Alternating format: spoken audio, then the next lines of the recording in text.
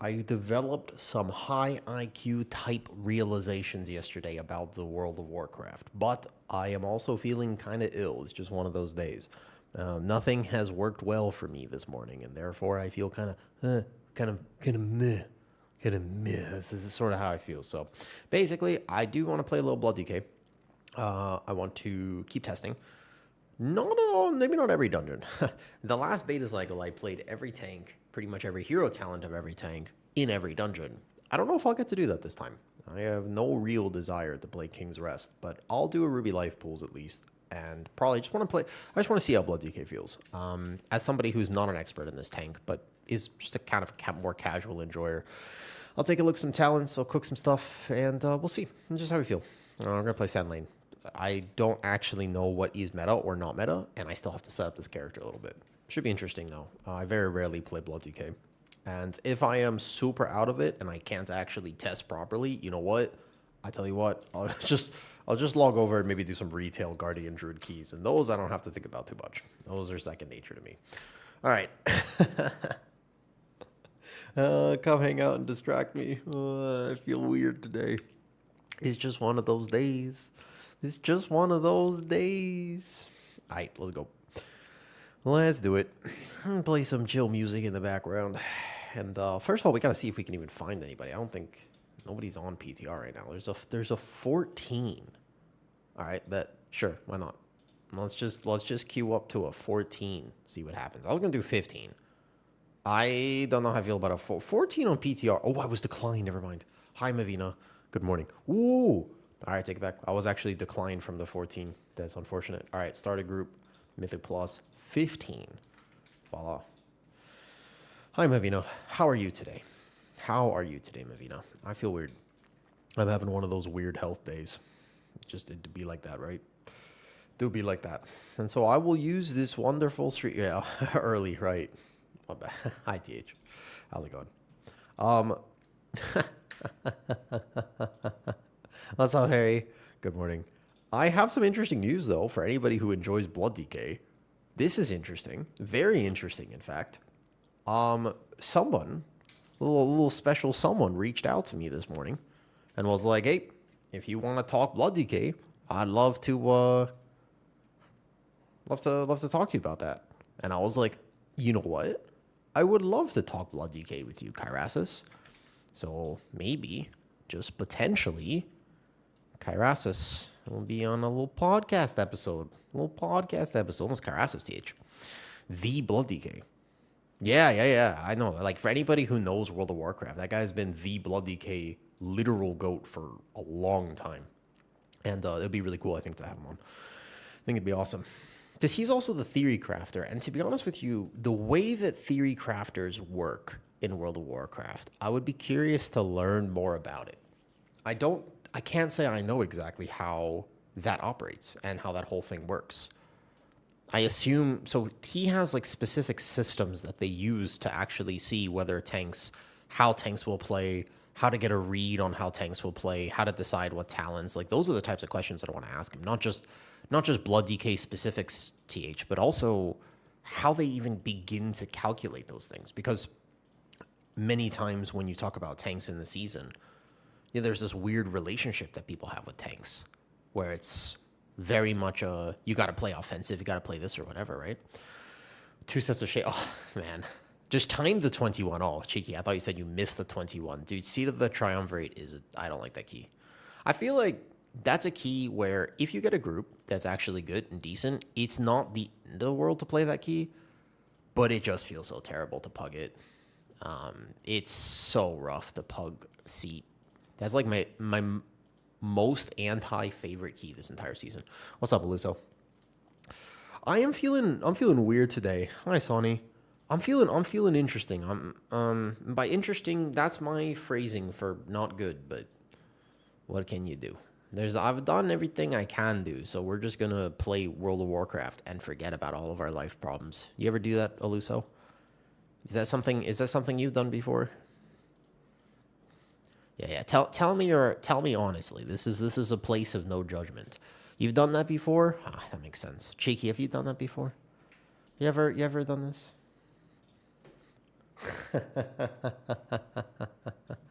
You ever, you ever, sort of, you ever sort of just pretended that you don't feel bad and then you play World of Warcraft? Sonny Z13. I need to buy you soon. That sounds like a camera. I've been meaning to invest better in stream. I got like a microphone and stuff. Feeling interesting? Thank you, Mavina. And I hope your carpal tunnel goes, the surgery goes well for it. That's tough. It's no good to have tight wrists. Use a wrist for a lot of things. Thanks, Dage. So when we find a group for this, we can totally play the game. However, there is a disturbing lack of people who are playing PTR right now. You know?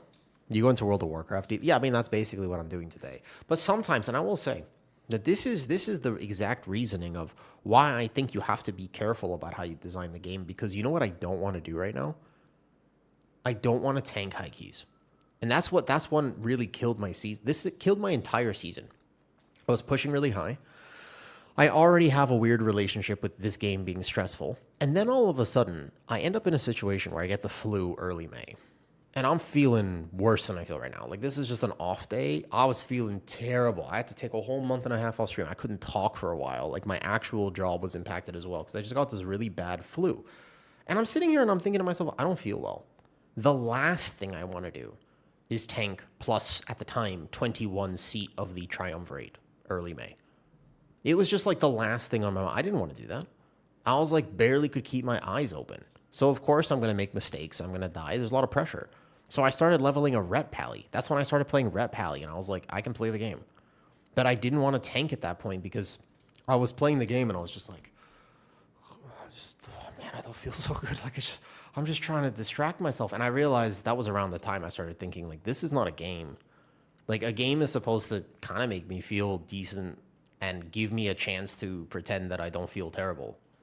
At least in my opinion. Like, I guess people have different opinions on this, but I swear it was around that time I started realizing, wait a second, why am I doing this? I started having those thoughts because why was I doing it? And I couldn't come up with a very, very good answer to that question, which I thought was interesting. I thought that was genuinely interesting that I couldn't immediately answer it and be like, oh yeah, well, I'm doing it because this is going to make me feel better because I really, really love it. I was like, wait a second. I don't think I'm playing this game in a way that I have a positive association with right now. And so that's around the time I started changing it up. And I was like, let me play Ret Pally, or let me do something I know I love, which is learn something new. So I started my Mistweaver, got my Mistweaver up. And the first 20 I did on my Mistweaver felt more rewarding than any 20, high Ioki I could do there. What's up, Jibo? What am I doing in Thailand? Oh, I live here. This is my home. I've lived in Thailand for like not 10 years yet, but it's getting up there. I mean, another year and a half and it'll be 10. 8.5 years? Kind of like going up a key level with Pit of Sarana. Feels like a little holiday. Yeah. That does. I guess they have to be careful of that, Cheeky, because the criticism is if they make one key too easy compared to the other keys, then you end up with the Shadow Moon's Burial Ground situation or the Pit of Saran situation. But I don't think Pit is that easy. I think it's maybe a tank perspective. Pit is consistent for tanks. That key doesn't scare me as a tank. I actually think, though, it does. There's a lot of checks in Pit of Saran. And sometimes the checks are pretty frustrating. But it's like a tank thing where that key, Magister's Terrace, except there's only like a few pulls I have to lock in for Terrace. Yeah, it doesn't scare me as a bear. That's fair. It's a bear key. It's a good bear key. Because the Grave Blades don't tap you. They're physical damage mostly. Yeah, Jibo, have you ever been to Thailand before? I don't know what I'm going to do today. It's either going to be a short stream or we go hang out downstairs for a little bit or I just walk around Thailand. Maybe, actually, I get a foot massage today. I don't know. I think it'd be kind of awkward, but what would happen if I just went to get a foot massage and then was just, like, streaming that? Would that be good content? You could, like, vicariously live with me. You could pretend that you live in a country where you can get a $10 foot massage. You know what I mean? That's what I'm thinking. Dude, I would go ham on PTR, except that there have been exactly 0 people applying for this. There's actually, I don't think there's a single person on PTR. I don't even see anybody. Look, where is everyone? I don't see a single soul right now. There's only this 14 listed. Get foot massage while doing a podcast. I don't know about that. No, I think Ruby is the best key right now. I don't. King's Rest sucks. As crazy as it sounds, Sage, I don't know if you played PTR. This is a shame that this is true. Ruby Life Pools is by far the best key on PTR testing right now. Temple of Cithralis is meh, if not bad. And no, everything's checked. King's Rest, though, is probably... I might make in a video about how atrocious King's Rest is. Yo, what's up? I need help with class choice again. What's up, Howard? I settled on Monk Mistweaver since resubbing last week. How's that going? I'm worried that Blizzard... So they are going to nerf Mistweaver. They've already decided to nerf Mistweaver. But it doesn't seem like it's going to be terrible. Just to clarify. Like, they have already nerfed it, but it's not terrible. Dude, why can't I join this key? Do you need a tank? Do you need a tank? Okay, I'm just going to message them. Do you need a tank? I can't find anyone to do any key right now. I need a death gate and just go enchant my weapon, though. It's so weird. Actually, no one wants to play. Yeah. Ming, I don't know. King's Rest is tough. Oh, okay, they already have a tank, that's why. And I need to enable my exit lag. Based on random viz watch on YouTube, you will still spin. So basically, the spinning has been nerfed by a fair bit, but the ancient teachings has been buffed. So your ability to single target heal, I'm going to disconnect for a second. Your single target healing is better. That's good. Like, you're actually going to have an easier time healing on bosses, and every rising sun kick you hit is going to be pretty much omega buffed. So I don't think that that's actually the end of the world. They have sort of compensated Mistweaver, and it might be a playstyle. I do think not being able to depend as much on spin to win could be a bit rough depending on the type of key you're doing. I like the incidental healing of it. I think it's actually good for the game because it's consistent. One of the things about the way that Mistweaver heals is it makes it the best pug healer by far. So they've reduced the RP barons, but it's the fact that low target count, there's only one fun pull in the entire dungeon. Everything else is gated. You have to pull every single mob. Every mob in that dungeon equals 100%. You can't skip anything. But the routing decisions are not actually what make it anti-fun. It's just the gameplay of it. People like big pulls. There are no big pulls. You can do pull 1, which is 4 guys tops, and then you can do pull 2, which is a few more than 4 mobs, I guess. But it's a weird, you have to wait, and then you're going here, and you have to spawn this thing, and then you do that. And then there's like the other hallway, which is 2 things spawn. Tank has to get aggro, or somebody's going to get clapped, and those things all hurt really bad. There's a lot of bleed, so Dwarf is going to be super powerful. There's a ton of RP. You have to fight 1 mob sometimes. There's another hallway where you have to fight another 1 mob, and I don't know. There's shamans which heal everything, so if people don't swap their damage to a totem, then the pack lives forever, and then you die, and then there's like no real reward for it. Like sometimes a key is designed where you have to work hard or it's not very fun, but then there's a payoff. Like there are some parts of Algathar Academy which I would describe as not being very fun. The Guardian Sentry, after first boss of Algathar Academy, that's not very fun. But the first pull is super fun. So it's fine. Croth is a decent boss because there's a damage amp and you get a haste buff. So it feels good. Even though it can be painful, or it was more painful before people kind of figured it out. Veximus, you can pull a few mobs onto it. So it makes it slightly more enjoyable. It's not the craziest stinker boss ever. The timings of that boss are kind of all right, I guess. It's not great. Last boss of Algathar might be the actual part of the dungeon, which takes away from it, but I don't know. There's like a good pacing of Algathar Academy, decent decision making, maybe hard, maybe the timer's tight, so it feels kind of rough like that. But the King's Rest, the last boss is worse. It's terrible. I think they need to reduce the puddles on it because the tank has to move, and then maybe the tank just soaks one of the puddles. I don't know what the tank is supposed to do in that fight. Oh, yes, an applicant. Bro, it's so hard to find anyone on PTR right now. So there's just, I don't know what the payoff is. Like I'm fighting for this dungeon. It's not exactly easy. It's not exactly super hard. I just don't know why I'm there. Like it almost feels like it's not a Mythic Plus dungeon. Do you know that feeling? It's like this was not supposed to be for Mythic Plus. That's kind of what it feels like. It's like if they brought back the Oculus, you would be like, sweet, visually very cool. This is not a Mythic Plus dungeon. First time you do it, you're like, cool. Next time you do it, you're like, all right. The third time you do it, you're like, this sucks. Because it's, you know what, does that make sense? Like, you just kind of have this weird, you don't want to replay it. If I walked into King's Rest as a not Mythic Plus dungeon, I would actually be like, yo, this is sort of cool. Like, genuinely, like, I think that the lore, like the Loa, the this, the king, I mean, I actually think it's not bad when you stop and could appreciate it, but the fact that it's a Mythic Plus dungeon really takes away from it. All right, what are we using right now? Are we using Fallen Crusader or are we using Sanguination? I have no idea, to be honest with you. Yeah. There's a few options they could do, but is ultimately they could make anything a good Mythic Plus dungeon if they just understand what people want from it. Although apparently I was wrong about this yesterday. I mentioned how, hi Spec, how's it going? I mentioned how I don't think people like forced single target in keys. Like occasionally it's okay. Nice job, bro. I think it's occasionally all right, but when you have something like the Guardian Sentry and Algathar, it breaks up the key, and if you just added a few more fodder mobs around it, I think people would have a good time.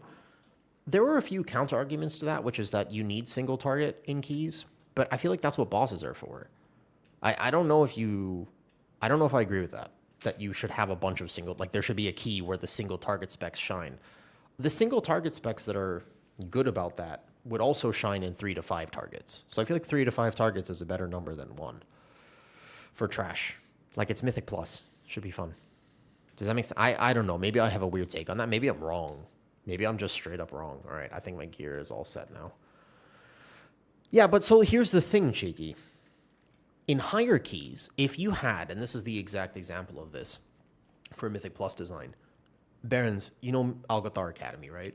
Spec, you can tell me even what you think. Everybody, doesn't matter what level. If you play the game, Algathar Academy, Guardian Sentry, right? This guy's in the middle. He's here. If there were a bunch of little mobs that spawned around him, like birds, it's Algathar, the next pulse birds. Birds are basically around. No aggro issues, so they fixate on the target that the Guardian is targeting. That's the tank, so they come to the tank. They do nothing. Zero mechanic. You're not adding complexity. No, you're not adding. They already have the voice line. What are these birds doing here? Imagine there were birds on the Guardian Sentry and zero mechanics. Like, that's the thing. I'm not checking. They don't put a bleed on the tank. They don't make it wait. They don't have to add shit like this. Just put fodder mobs in for no reason other than fun. In higher keys, you would use that for funnel and be smart about speeding up your Guardian Sentry because there were funnel mobs, and that would be cool. So you would have certain classes really benefit from that, and it would help your Algathar Academy. In mid-level keys, people would pad their asses off. They wouldn't use it at all. I got you, Mango. I'll tell you in a second. For a Brewmaster threat, 1 second. So the idea is, mid-level keys, they'd be like, whoa, yay, we get to do overall damage. And they wouldn't use it for funnel. Lower-level keys, people are not going to do anything anyways. But the point is, all 3 levels of keys benefit from a system where you have one big mob and a bunch of little mobs. You can game it at the highest level. You would have fun at the mid-level, and at the lowest level, you would also have fun. So I don't really know why they're resistant to adding mobs that do nothing. That's actually one of the things I think would really help Mythic Plus. I feel like that would be easy, right? Yeah, seriously though, the one thing they have to stop doing is just say, there's only 2 mechanics in this pull, add a tank buster. No, stop adding tank busters. Add a DPS buster. Like, seriously, you gotta stop doing this to tanks, man. They do that, Cheeky. They really do. Also, in terms of tank mechanics, there are some in the new season which I am not... There are some in the new season which are not the worst. But one thing they said was they wanted to make DPS have more responsibility in the new season, right? Cool. This is going to be a little clip farm right here. You ready for this? Okay. Blizzard clearly stated that they want tanks to have less responsibility and they want DPS to have more responsibility going into Season 2. So they've designed mechanics where you will get a haste reduction if you miss a kick. However, they also made that apply to the tank and the healer. So if your DPS missed the kick, you are dead, because a 25% stacking haste reduction will also kill your tank and healer. Why can't they just code it so it only affects the DPS players? Why not? Why can't you just put a little line of code, if this thing applies, it affects the DPS, not the tank and the healer. You can't make the tank and the healer have 20. That's 50% reduced haste. You're dead. Why? Yeah, also, you could make other mechanics, but the idea is stand in a puddle, get the haste reduction. Sure, I agree with that. I think damage downs are actually good. I genuinely think that that's not a bad direction to take certain mechanics, like haste reductions or whatever. Haste reduction you feel, even if it's only 5-8 seconds. Or the other thing is, oh my god, there's actually another mechanic. This is another clip farm right here. Bro, holy shit. You know, the first pull of Temple of Sethralis has a really problematic mechanic. Why? This is a big question. It's actually the biggest why ever. You can't have this happen. It's the worst mechanic. It's not technically unplayable. Bruh. The first pull of Temple of Sethralis has a mechanic where, of course the tank is the first person that walks in. You're the tank. You're the first person that gets to the pull. Okay. There's a kick. It's a kick, which is the problem, because you only have one kick as a tank. There are two of them. let me think about how to clip farm this, because actually this is a clip. I walked in and I was just like, no. Listen, Scoot. Hi, Delix. I've seen you before. I recognize your name. It's a stun. It's a 4-second stun. What in the classic WoW is this? The very first pull of the dungeon, there is a 4-second stun. If nobody kicks the mob, your tank actually gets perma-stunned for 4 seconds. That means no threat, no aggro, and most likely you die. They can't design mechanics like that. Take it out. Take it out of the game. Don't make it a kick. Don't make it a stop. Pugs won't do it. Just take it out of the game. It doesn't need to exist. It only targets the tank. It doesn't affect DPS players. Do not stun your tank for 4 seconds on the first pull of a dungeon. Bad game design. Don't do that. That's not smart. That's not smart. That's really not clever. It's a bad thing for everyone. Everyone doesn't like that. You know? This is what I'm saying. 4 seconds is a cheap shot. Are there currently any mobs that scale to stupid high tank damage like an Algathar in the new dungeons? It's actually hard to say, because there's a few that seem to be hitting pretty hard, K-Lord. But the problem is we are very overgeared. So let's say I walk into this 15 Ruby life pools, right? I am going to be 334 item level. We scale right now, any 15. So a 17, to clarify, 334, what would this be in the current season? With Sporefall items, this would be like 289. So basically imagine being 289 and walking into a 15. You're overgeared for the content. So tanks are not feeling it right now, because if you walk into a 17, you're learning the dungeon, but even at a 17, you're overgeared for it. You are endgame geared. You're also endgame geared with cantrip effects. So this trinket, which you'll this neck piece, for example, which you'll probably never get, or not until the end of the season, or this leg piece right here, where you're probably not going to get because it's off the last 2 bosses. You're also playing. I just made this DK, so I'm playing with a weapon from the last boss and this from the last boss. Like I'm playing with gear. I am intentionally not testing the other OP trinket. This is just a passive proc, but the idea is, I'm not going to be this geared. I also have the new 4 set already with full enchants and full consumables. It's not a very good testing environment. A lot of people have also crafted embellishments, have BIS stats, and they're testing with absolute, as if they were already killing the last few mythic bosses. Does that make sense? So it's not purely applicable in terms of how this is going to feel. Tanks are not the ones who are feeling it at the moment. But yes, I would say even the first pull of Ruby Life Pools, they added a mechanic which you don't have to add. I actually think it's okay if you just didn't add it. The cheap shot in Temple of Sethralis is so frustrating. Like I just don't understand why you would even keep that in. If there is a stun that's 4 seconds that hits the tank and is a kick, you could just take it out. What changes? Like what fundamentally would change the pull? Like, would you pull more somehow? Like, you're just going to do the same exact thing, except if anybody ever misses their kick, you're dead. I just don't understand the mentality behind adding a mechanic like this. It's such a weird thing, right? Oh, okay. Let me help you out, Mango Boy. You're asking Brewmaster threat. Okay. AoE threat on Brewmaster is a little different than Guardian, mostly because you do not have a powerful ranged gather tool. So when you're playing Guardian, Mango, you've played Guardian, right? You can Moonfire, and then when you thrash, you hit everything around you, and it's omnidirectional. Brewmaster is not omnidirectional. Yes, we got a healer. Nice. Brewmaster is not omnidirectional. So you have to make a plan, but the biggest tip for threat that I could possibly give you on Brewmaster is actually use your rolls and Tiger's Lust. Movement speed will help you a ton. Don't be afraid to just keg fire, because you'll get resets anyways. Even if it's slightly suboptimal, don't worry about that. The real thing that you want to be doing here is using rolls and movement speed. Even on the DK, when I gather this first pull, I'll be using both charges of Death's Advance because movement speed is the greatest hack for threat. And it's the major thing I go over in coaching. And it's very deceiving how powerful it is to just get to the pull faster and pace the dungeon according to your own abilities. Like you can help your team and stuff, but it is very important that you understand how to get there faster. So Tiger's Lust and Roll are your friend. Once you connect on a Brewmaster with Keg Fire, you're probably not losing threat, specifically Keg over Fire, but you have to be able to connect to it, and its AoE radius is not that big. The splash radius of Keg is not like this big. So if you have first pull Algothar Academy and mobs are coming in from different directions and you Keg the first thing that's in your range, it doesn't hit everything. But also, spinning Crane Kick is not also, it's very poor damage. So if you're spamming spinning Crane Kick, you also don't have good threat.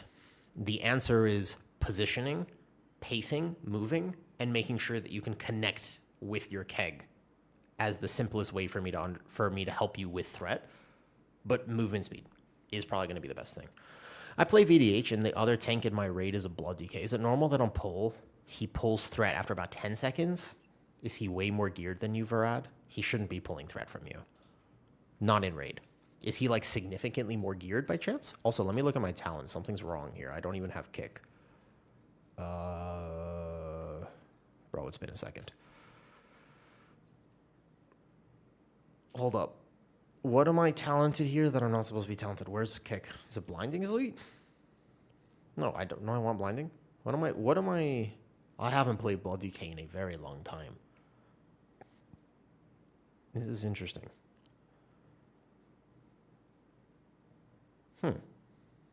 Okay. All right. I guess just no sleep. How does exterminate work? Exterminate works. So what you want to do first and for... Oh, we lost the hunter. All right. I can answer that, Malden. I got you. What you need to understand about it is the very first thing you want to do is have very piss poor special effects. The special effects are not going to help you with this. The major thing to understand about exterminate is you got to really get up there in your voice. So take your voice and bring it up through your throat into your nose. And then you want to basically make it so that you're very bulbous. You want little balls surrounding your entire body. Many, many, many balls. And then you need to take a plunger. Go downstairs, find your bathroom, take a plunger, attach it to your arm like this. So put all of that together and you sort of get the exterminate, exterminate. That's how that works. You're welcome.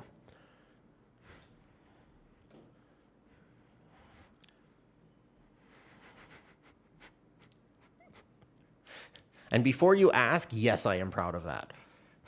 Before you ask, yes, I am extremely proud of that joke. Thank you for asking. I think that it might just be Reaper's Mark exploding. I'm more of a Cyberman fan. Oh, then you just need to upgrade yourself. It's okay. Man, I miss Doctor Who. What a good show. Of course, you swap from Prot Warrior to Guardian Druid for lure progression. First, everyone tells you you're going to get blasted. I don't Mythic Raid, so I wouldn't be able to tell you. I know that you're supposed to time the current Apex extremely well for Lura on the damage amps, but I don't know exactly how that works because I haven't done it, to be honest. Yeah, what's up? A few days ago, I asked if you had any tips on how to reach the top 1%. I was stuck on 19s, and your response about consistency route videos helped you a lot. Congratulations. And now you got result 20s. Nice. Very solid, Edric. I'm glad to hear that the videos helped. I think there's a lot that's misunderstood about this game. I hope I can provide something about it. Put some honey mustard on it. Oh, Grizzly.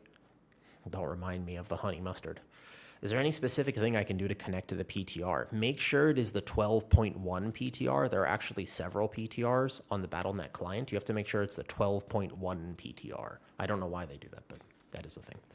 However, you asked me another question about DK, and I forgot. Could you tell me again? Favorite doctor? Could you guess, Malden? Also, Malden, you have made 2 comments on my YouTube videos. You know that? I saw one today. I saw a previous one. And that means that 50% of the time you comment on my YouTube video, Bonnie Blue is mentioned, just so you know. You have to make a 3rd comment at some point. No, not Matt Smith. I actually think that if you really knew me, you would know the answer to this. But it's a rough question because not everybody knows me that well. It's Capaldi, by far. Capaldi's my favorite doctor. Can't teleport, change to Mythic. We can't teleport the wait. Oh, you're in this group right now. Yeah, that's right. I just made the DK. This is the first key on DK, so that's a good point. Thank you. Are you in here, Nightmares? Who are you in this key? As far as you know, meta tank will be... Oh, yeah, it'll be Paladin right now.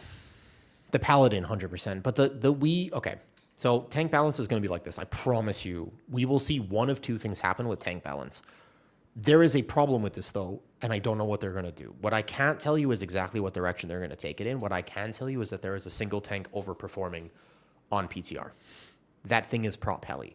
It's overperforming on damage. They don't like that. They almost never let a tank do that much more damage than everything else. So they're aware of it. I promise you they're aware of it. The question is, do they nerf Prop Pally and keep it there? Or do they buff other tanks?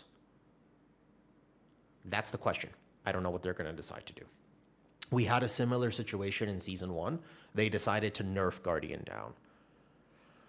I feel like it would have been cool if they actually decided to buff other tanks. Maybe a small nerf. Like you could nerf Prop Pally not by 50%. Like if you take a sledgehammer to Prop Pally, keep in mind that much of its survivability comes from its damage. You get absorb shields and healing through refining fire and bulwark and whatnot. If they take a sledgehammer and the nerf back comes and they swing, Prop Pally's in trouble. So I hope that they don't do that because I think people are actually excited to play Prop Pally. It's been a second, but goddamn blood DKs are feeling rough. You know what I mean? Like if you're sitting here and you're like, Prop Pally hasn't been meta in like 2 seasons. It has been a bit. I feel like, it'll be so fun to play Prop Pally again. It's been like 3 seasons. Poor, blood DKs are over in the corner, and they're like,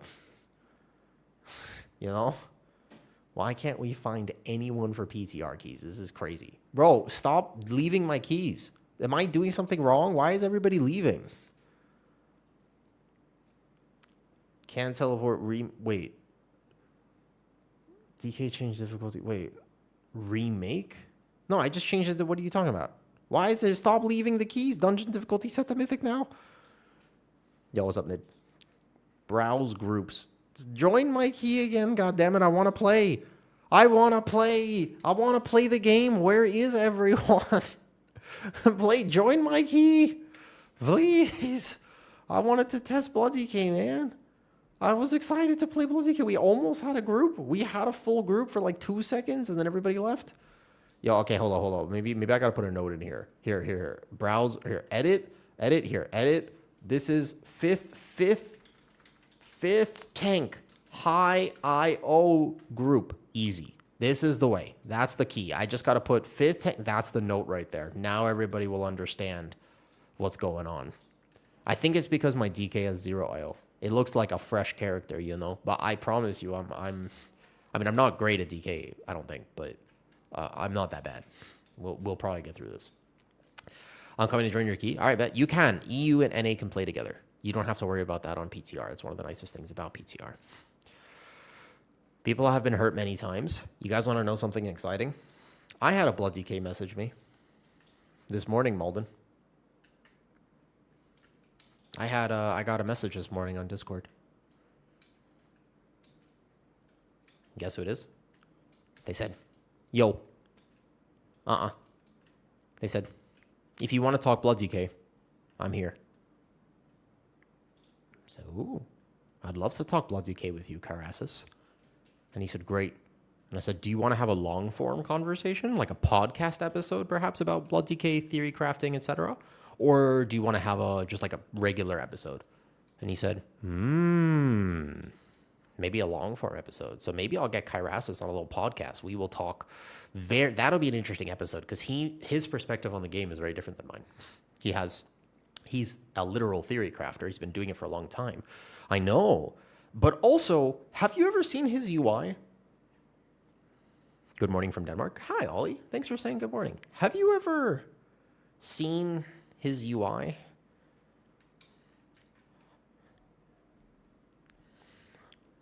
Bro, I don't even know if I'm allowed to show you this. It's probably, if I show you this, I'm worried that I'll get banned for war crimes. Like, it's possible that I show you this, and then I immediately, like, stream disconnects. I get a notification, and it just says, you have been banned. Just straight up. War crimes. It is what it is. Like, I'm a little worried. I've never seen his UI before. One of the best blood DKs in the world, if not the best. And, bruh. What is happening here? I don't understand. I've never seen anything like it. I've never, ever seen anything like it. It is very interesting. No, you don't understand. It's not it's not. This is one of the, I can't express to you that this is not right. It's not there. Hold on, let me just save the file. Kyrasis UI. This is, I've never seen anything like this before. UI 2. I can't express to you that this is one of the weirdest things I've ever seen. I didn't even know it was possible to have a UI like this. Probably still looking juicy. No, they haven't nerfed it yet, but I think in a week or so we'll get another tuning pass. Tan, the Danker man. What's up, dude? Yeah. Glad to catch up streaming again. It's been hard being in the... Yeah. I also had to be away for a while. I got sick. I'll show you. No. That's the thing. So I want to talk to him about it because he's a Giga player. He's probably one of the best blood DKs in the world. I've just never seen anything like it. And I genuinely am curious to know his thoughts on the game because he is somebody who would have perspective that I don't have. No one would have. And so he is very, very, very unique. I just didn't realize he was this unique. I've never seen his UI. I can't. Okay, let me show you. Let me pull this up. I'm going to window capture this. I'm going to zoom in and we can appreciate this together. First of all, this was his UI when weak auras existed. He clarified for me there are two things. There's the UI after they removed weak auras, and then there's the UI now. Wait for this, okay? I will actually show you. Window capture. 1 second. I just don't want to leak our DMs. Photos, Kyrasis. Are you ready for this? I cannot... beware. If your children are watching this right now, turn it off. Don't let them... No, it's way worse than that. He is literally the top blood DK in the moment. Just... If your children are watching this, immediately turn... Just don't let them see this. Are you ready? Top blood DK in the world. I will show you his UI.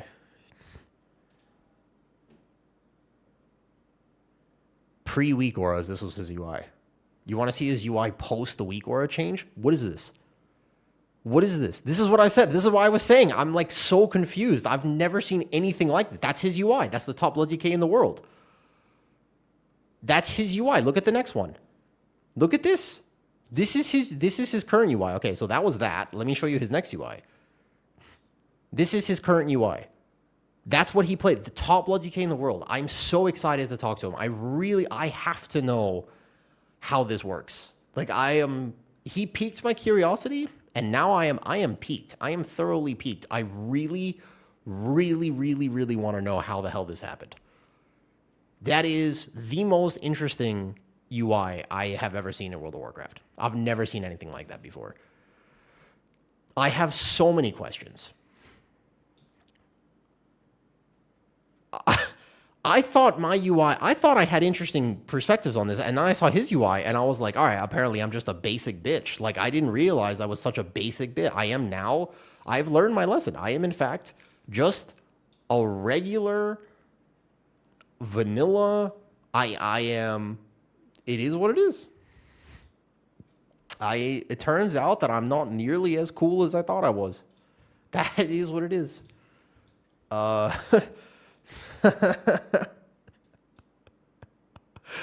Dude, he's the best. I healed him before. He doesn't know that I healed him, but a long time ago, I saw him in a PTR key, like a while ago, and I healed him. And he was the best blood DK I've ever healed.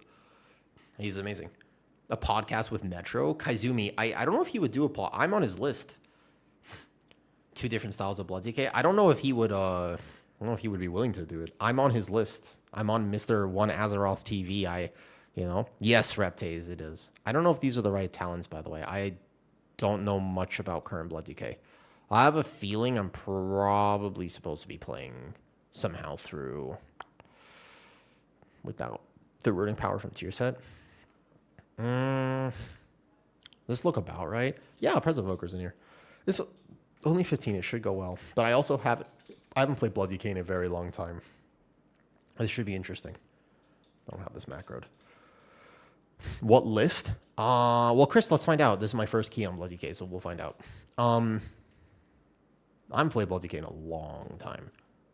I also am apparently sweating a lot. I'm dripping sweat right now, so 1 second. I must put on deodorant.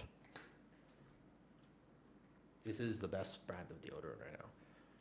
No, I am not optimized for sand lane. I am doing not high keys on blood DK. I'm just getting a feel for it, Argus. But I think it would be super cool anyways to talk to Kyrasis. I don't want to spoil his UI. Hopefully I was allowed to show that. He seems like a nice guy. For me, that's the most important thing because I don't care how good you are at the game. If you're just a dick and you don't believe in genuine human decency, I don't want to talk to you. And I'll be honest about that.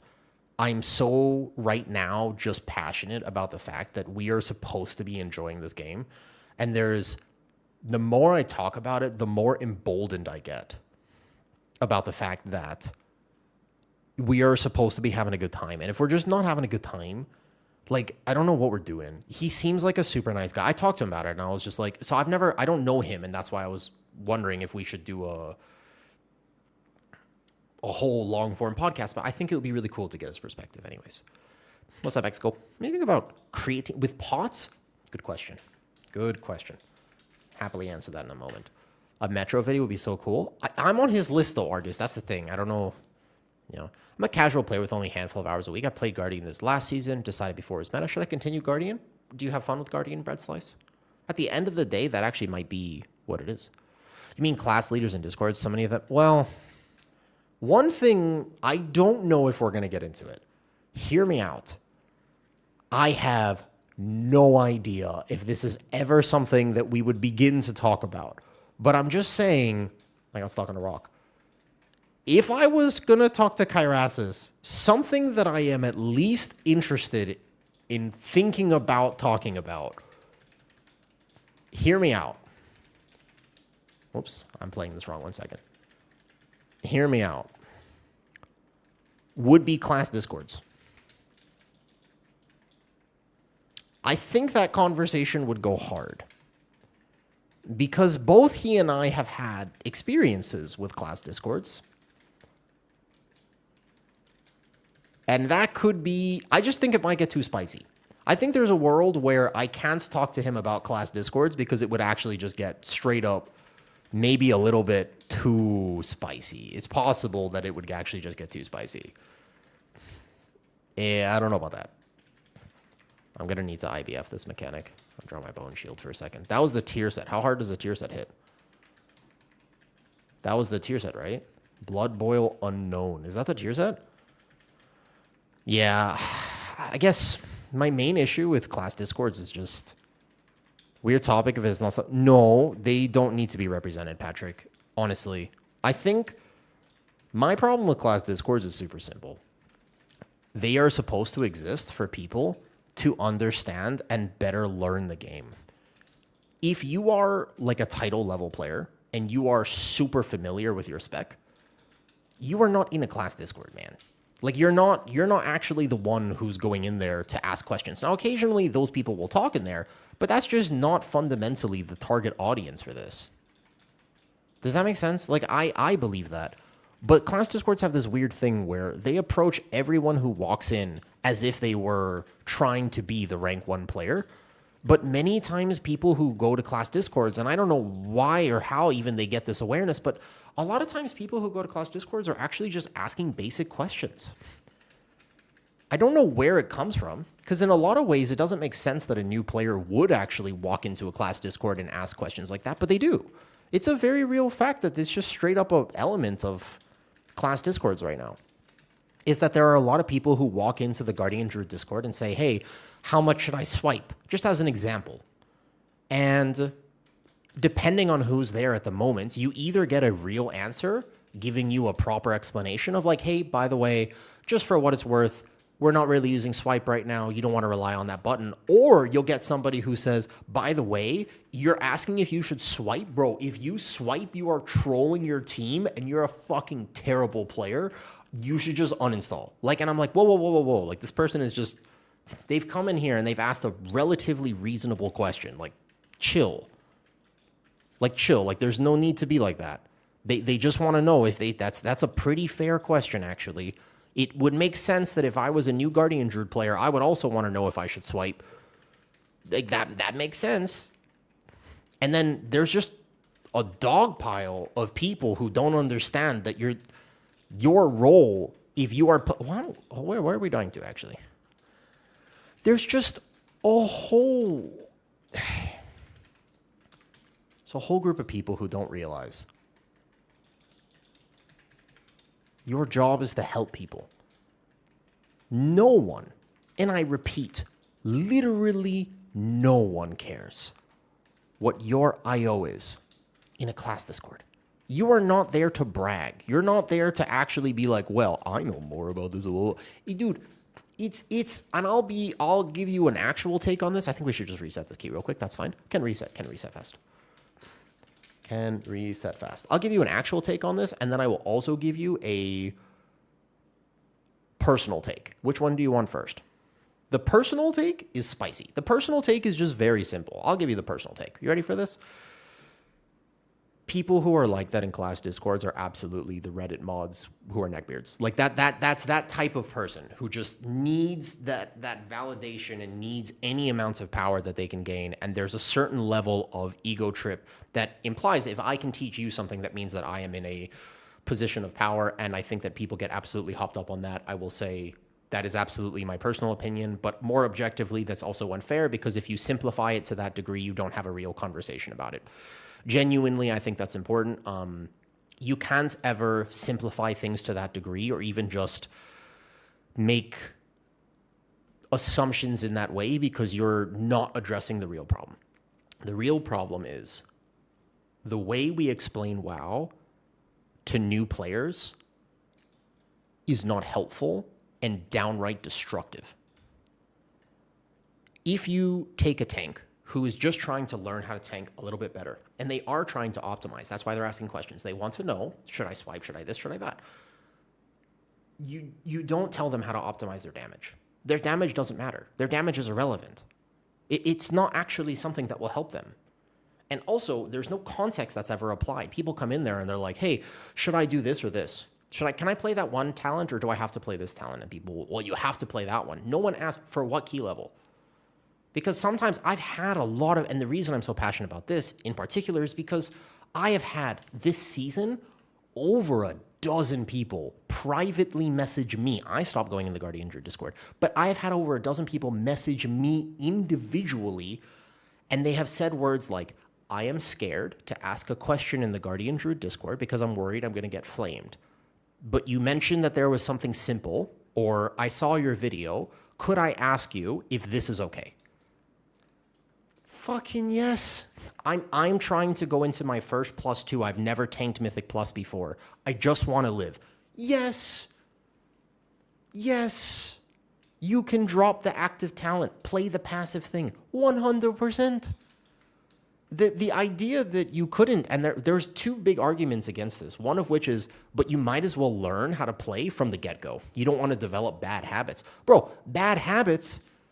You won't even develop any habits if you can't play the game. No one should ever feel bad. If you're willing to ask a question about this game, you are obviously somebody who cares enough. but you should enjoy the game. I agree with that for what it's worth. If you can't ask questions in a class Discord, what's the point of it? And it's like, well, there are people who care about a certain level of min-max that might not be in the class Discord, or there are people that benefit from this, but the dogpiling and the dogma of never ever letting anyone else have an opinion is just rough. I just don't like it. I think it's destructive for the game. I also think that it very, very clearly negatively impacts the culture of WoW. I am strongly against the idea that I can tell you how you should play the game. I can give you suggestions. But the idea is there are a lot of issues with class Discords, and I'm not a fan of them. Yes, absolutely. But it's like not honoring the fact that there is a lot of tank anxiety and not honoring the fact that it is absolutely a massive factor in a new tank feeling comfortable with the role is counterproductive. Because you're going to give advice like, well, you have to hit this specific rotation, or you got to do this, or you got to do that. But it's like, I need to get comfortable first. I need to just feel like I'm not going to panic. As a new player, I've avoided the class Discords. So this is a big generalization, and I have to clarify that. I really want to take a step back and just realize not every class Discord. Not all of them. There are a lot of really great resources, and there are some people in there who genuinely want to help you.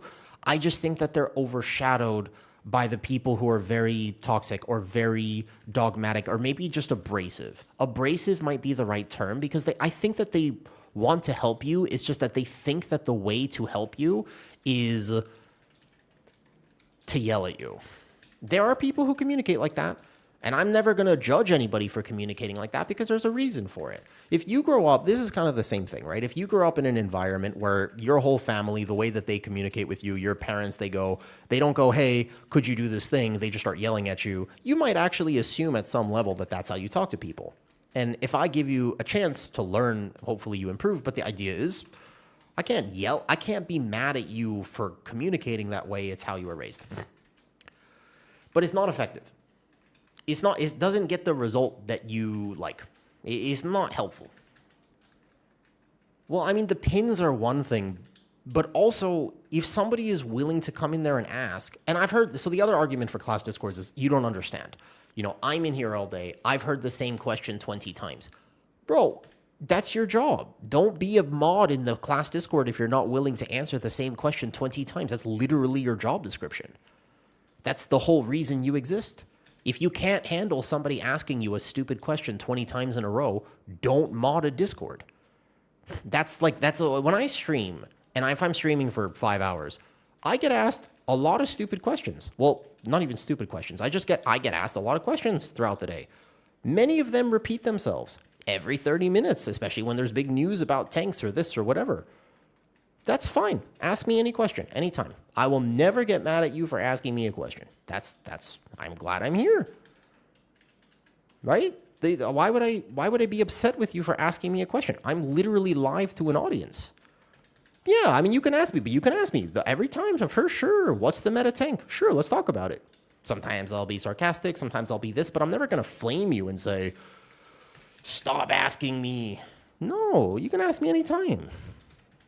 So I think, Barron's, one of the problems I have is that people do conflate being a moderator with being a teacher, and they're not the same thing. There's no real qualification, I don't think, for that. Like, I think that that's actually a pretty reasonable explanation of this. What do you miss in Thailand that you can get where you lived before?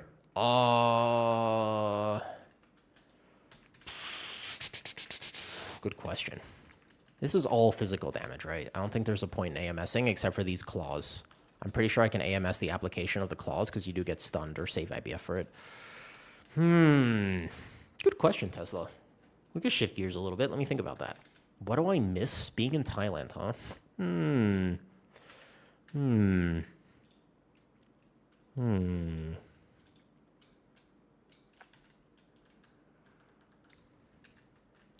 So if you've never lived in Asia before, the ping. I would say, okay, ping. No, you have way more freedom here. What are you talking about? I've never had more freedom in a country. In and out. can't really eat in and out is the problem. I was gonna say gluten-free products. I have celiac. I've had celiac for a long time, but I wouldn't even eat it. When I go to America, I'm not even gonna be able to enjoy a lot of the food I used to enjoy. So probably that though. Gluten-free products. Thailand doesn't have a lot of gluten-free products, and before I stopped eating fiber a few years ago, I was never able to enjoy like the things I used to be able to enjoy, like Trader Joe's gluten-free muffins, as a very simple example. But I wouldn't eat them anymore, so I don't know if that's really what I miss. Thailand has everything. There's a weird interpretation of Asia, if you've never actually been here, that somehow we have less than you have in the US. Like we have less freedom or less expression or less this or less. None of that is my experience. Oh, so that was a tier set proc, and I'm pretty sure I should have just saved the tier set proc for this. Okay, snap threat, grip, more snap threat. Should have saved a blood boil there, probably. It's been a long time. Blood DK, this is a hard key to test on because I'm not really checked for survivability, but this tank is actually pretty chill. Up until you get really challenged as a Blood DK, I find this to be a very chill experience. As long as you just rotate globals, you might not be min-maxing your damage, but this is like one of those weird tanks where it does actually have a specific key level scaling thing, where it's easy until it's not, and until the level it's easy, I find it to be very chill. Drop Bone Shield there. It's been a second. Oh, Bust Under shit is not even live yet. Oh, yeah, but so remember, you know, in the same way, Patrick, I'll say I'll never judge people for using either language, like, that I may not agree with, or if you come in here and you make a joke and the joke does not land right because you have the humor of a 10-year-old and you never got past the Halo 2 lobby days, that's the most sarcastic I'm going to be about that. Does that make sense? I would not actually judge you any further than that. And the reason is simple. There are many communities which you will get rewarded for making a joke using language that I don't find funny. But that doesn't mean that no one finds it funny. And there are significantly periods. This is a 14. Did I not actually scale it back to a 15? Holy shit. This is a very low key then. Wait, 14? Oh. No, it's a 15. Oh, I was about to say. I thought for sure. Because you're scaled differently. You're scaled 334. We're overgeared for 15 by far. What's up, Jubjud? Are you Thai? That's a name. Point is, I would like to give you the opportunity to say, hey, when you come in here, just as an example, right? If you make that joke, I don't find it funny. The community that I'm trying to, that I'm cultivating in my stream and my Discord, like that's just not going to be appreciated here. But I would love to give you the opportunity to learn and to get the chance to say, well, this is not the right environment for that. But I'm never going to judge you for it because that's a weird moral high ground. Bro, Barons, I mean, listen. Hell, T-Monk, guy in robe. Don't tell me what you've said, but I'm just going to ask you a question. I need you to think about this just for a little bit. Don't tell me what you said. I won't tell you what I've said.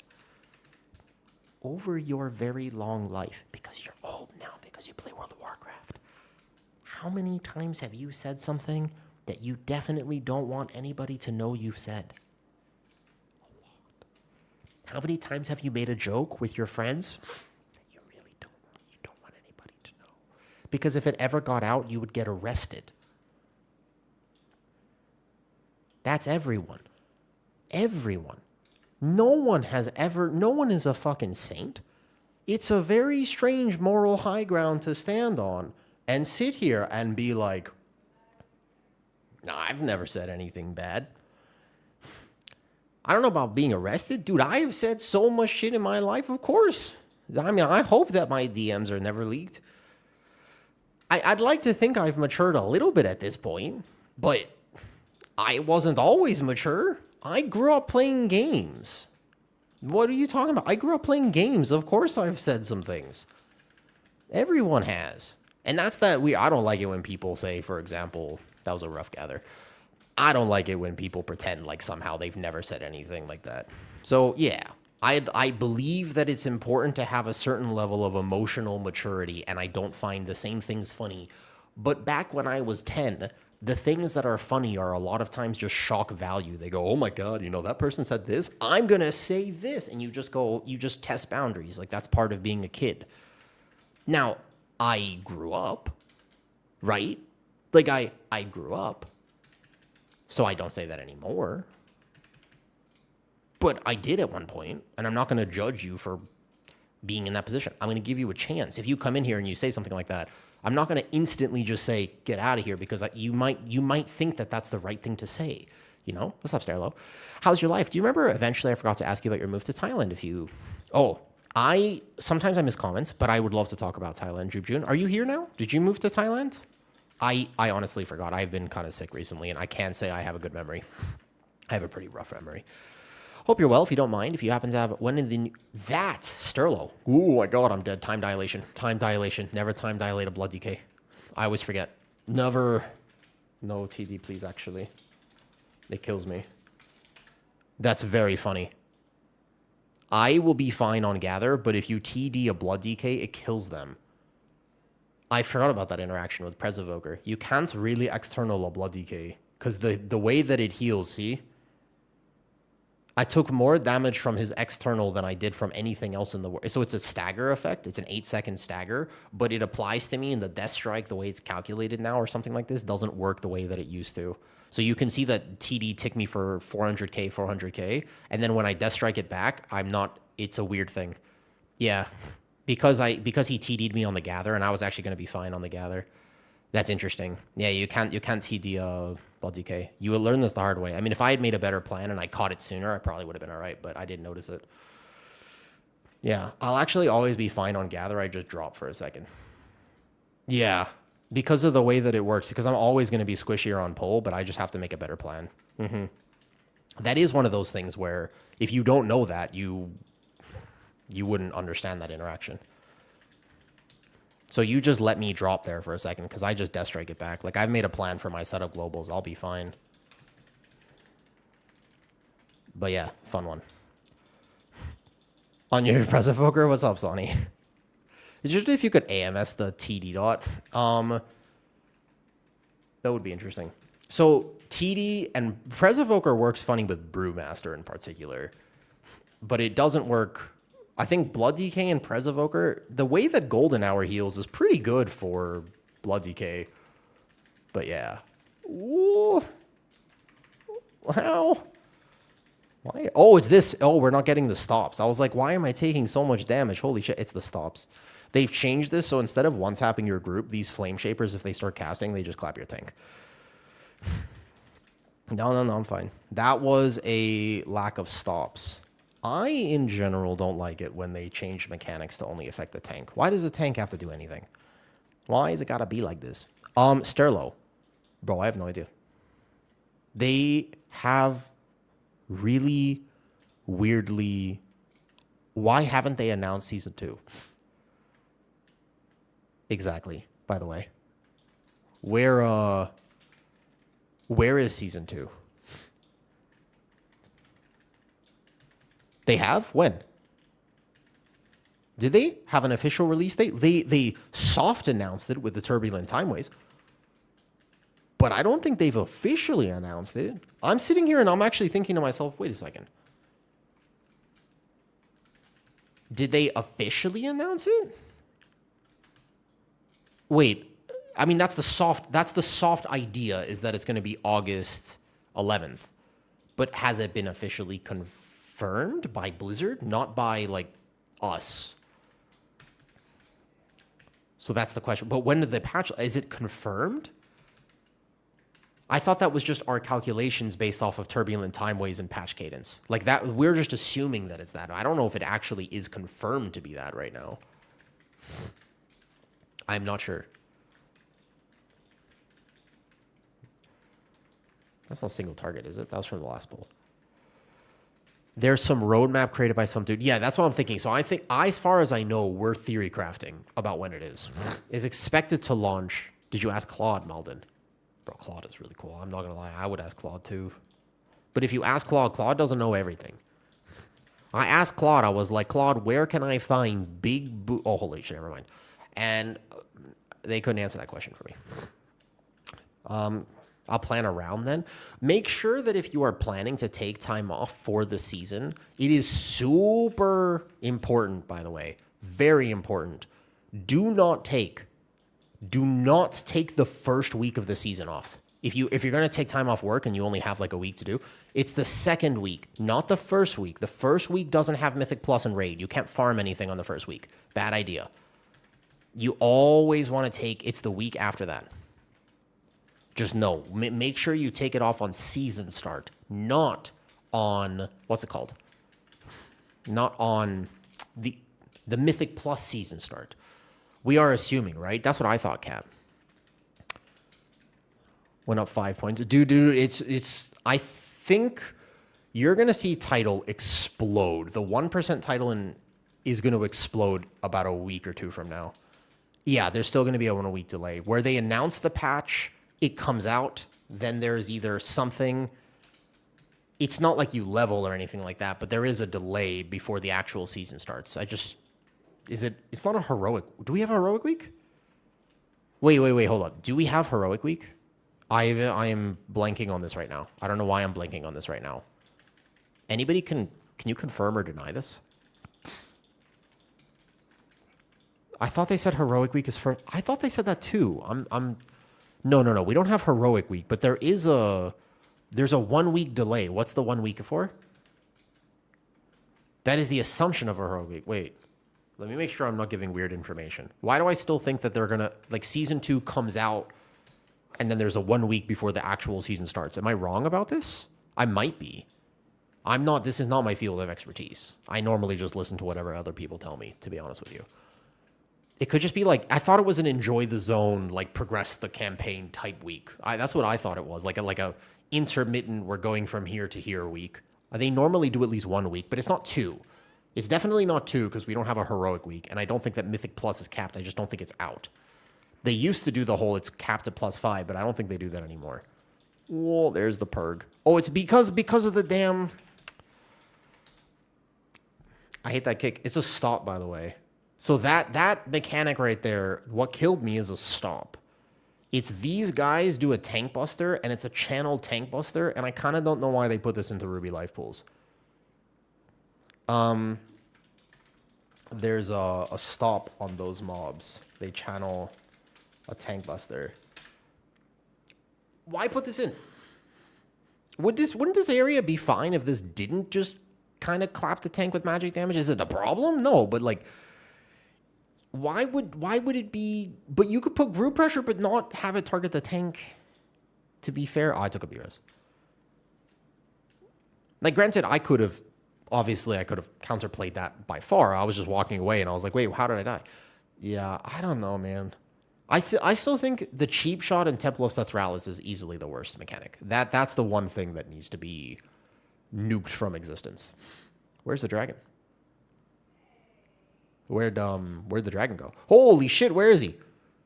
Where's the dragon? Oh my god. Wait, why is he over here? Uh-oh. That's not good. Oh shit, wait. This is okay. This is a dragon dot. Okay, we're good. Oh, where'd he go?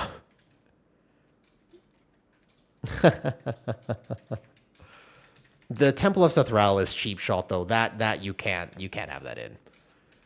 No. The end of them, when they have the circles that go out, that's not what killed me. They actually have, in the pull itself, right when you pull them, they have a channel. It used to be an AoE ability that one-shot your team. That's not good. It was like Flaming Dance or something. They've changed it, so now they just channel a magic tank buster on the target that they're hitting. The guys around that don't cast. I think the second area is largely improved without as many Cinder Bolters, so I'm not complaining about it. I definitely think this dungeon feels significantly better, so I'm not upset about Ruby Life Pools, but that mechanic, when they put extra stuff in for tanks, I just don't know how I feel about it. I feel like tanks are checked enough already. I don't think you need to put any extra mechanic. This is the same thing they did with Nexus. If you didn't know, on beta, the Nexus hallway wasn't as bad, and then they were like, we don't want healers to be bored, so we're adding some stuff. And everybody that actually played beta was like, but I'm not bored. And they were like, don't worry. We're just going to add like a few things here. And I don't know why they did that. That was a bad decision. Yeah, Patrick, I mean, the battle axes and Algathar, though, are a good example of you don't have to add that. What's up, Smooth? Oh, Smooth, you had a good question for me earlier. All right, what were we talking about before? Oh, right. Season 2 launch date. BlizzCon. That's the question. Yes, exactly. That's the problem. You have to release it so that the Race to World First is done, not like the day before BlizzCon, but like a while before BlizzCon. So it's like August 11th to August 18th gives it a few weeks before BlizzCon. BlizzCon September 12th. So that would be more than enough timing. But if you release it too late, like if it's end September 12th, no, September 12th. But that does imply there's no way they release season 2 after BlizzCon. That would be too long. So that wouldn't work. So therefore, it has to come out. They wouldn't do that. I know that they don't care about the Race to World First, but they do care about the Race to World First, at least enough. Pretty much leaked it. Well, to be fair, Zazil, the league actually said, to be fair, that's not how that league worked. He said, I will see Method in the Venomous Abyss on August 11th, which implied that it would actually come out on August 4th. That has not seemed to be true, though. Oh, yeah, they absolutely do. How could they not care about the race? That thing has a lot of viewership, which is surprising because if you don't play World of Warcraft and you're looking at my screen right now, you don't know what the hell's going on. You ever think about that? You ever think about what World of Warcraft looks like for a brand new player? It is interesting that they have managed to make the race, and the race feels very hype. I don't know how they pulled that off. It does feel hype, but I'm just not really sure why. They can always make sure. I think, yeah, I have a feeling it's going to be August 11th or August 18th. It's one of those, for sure. I do not have sound on. In what item level? Halmaz. Oh, you'd have to actually type that. Because you don't have sound. Overgeared. I'm 334. This is, I am overgeared. We are all overgeared on PTR. It's not a very accurate test, and I am not challenged right now. I am very chill. That's why I'm just jumping around doing random shit. This is not checked. If anybody wants to just respond to that, just casually tell them that I am not challenged at the moment. This could be several key levels higher, and I would actually have to fight for my life just a little bit. I think I'm fine. No, the avoidance they solved. How much damage does a fire do? Because we need to move this boss. Avoidance is solved. You don't have avoidance. They changed that. The gear comes with avoidance, so you can see like every piece has avoidance, but for some reason they actually made it so it's 0%, which is good. You should not be able to test with 20% avoidance. That is a Tournament Realm specific thing. Yes. It seems like it was a mistake, but the question is, how much of a mistake? I don't think I have my beer as bound. Okay, this is great.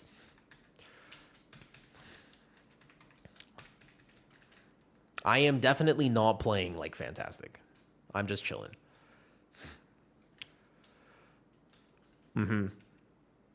But it is weird that they haven't announced that. When do they normally announce it? Do we have like a historical evidence for this? Favorite dungeon? Chud. I'm gonna be real with you. And this is unfortunate. It's very unfortunate, but I'm gonna be honest. Ruby Life Pools is the best, most fun dungeon currently on the Season 2 PTR. That's tough. That's not a good sign. Right now, for the 3 dungeons we have available, I do not want to go to King's Rest because that dungeon sucks. Temple of Sethralis also kind of sucks. And so if I'm going to test something, I want to test it in Ruby Life Pools. It's not looking good. Because this is easily the most fun that I could have, is being in this dungeon right now.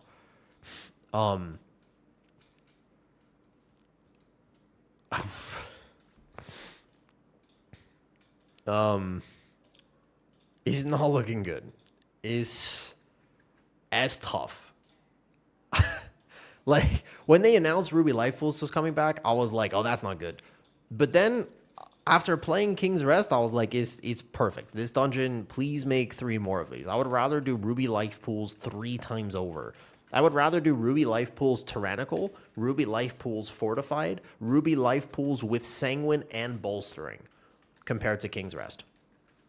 I don't like King's Rest. I think that dungeon might be the worst Mythic Plus dungeon I've ever played.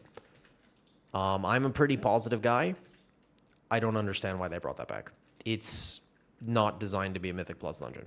Again, I was saying this earlier. If they brought back the Oculus, you would actually walk in and you'd be like, oh, this is kind of cool. Like, for the first experience, not bad. Second experience, okay. Fifth experience, no. It's not a Mythic Plus dungeon. It's not very repeatable content. Yeah, I don't know. I feel like Ruby Life Pools is very anti-repeatable. Sorry, not King's Rest. I would still rather do Ruby Life Pools with Quaking. You could put almost any affix. I mean, there's a limit to this, probably. There's definitely a limit. I'm trying to think about what affix maybe, is it Inspiring? No. Thundering. Okay. I don't want to play this with Thundering. I would play it with Prideful over King's Rest. Thundering, though? That is an example. You remember Thundering? When is the IRL stream? Recently I figured out technology yesterday. I might die 1 second. Where I just actually can go out anytime and I can connect my current stream to the IRL stream. I'll just be doing them a bunch, Sonny. Yeah, don't worry about it. I think I'm just gonna try to do it more for my health because this morning I felt ill, I felt sick and stuff. Yeah, sorry. I haven't been feeling very good, so I think it would just be healthy for me to like walk around. I probably won't go to the gym today because I'm very sore from yesterday, but I'll make sure that I just go outside. I think it might be healthy, unfortunately. You ever find that? It's like, unfortunately, you can't actually stay inside all the time and play video games and have good health. I mean, probably could like a little bit.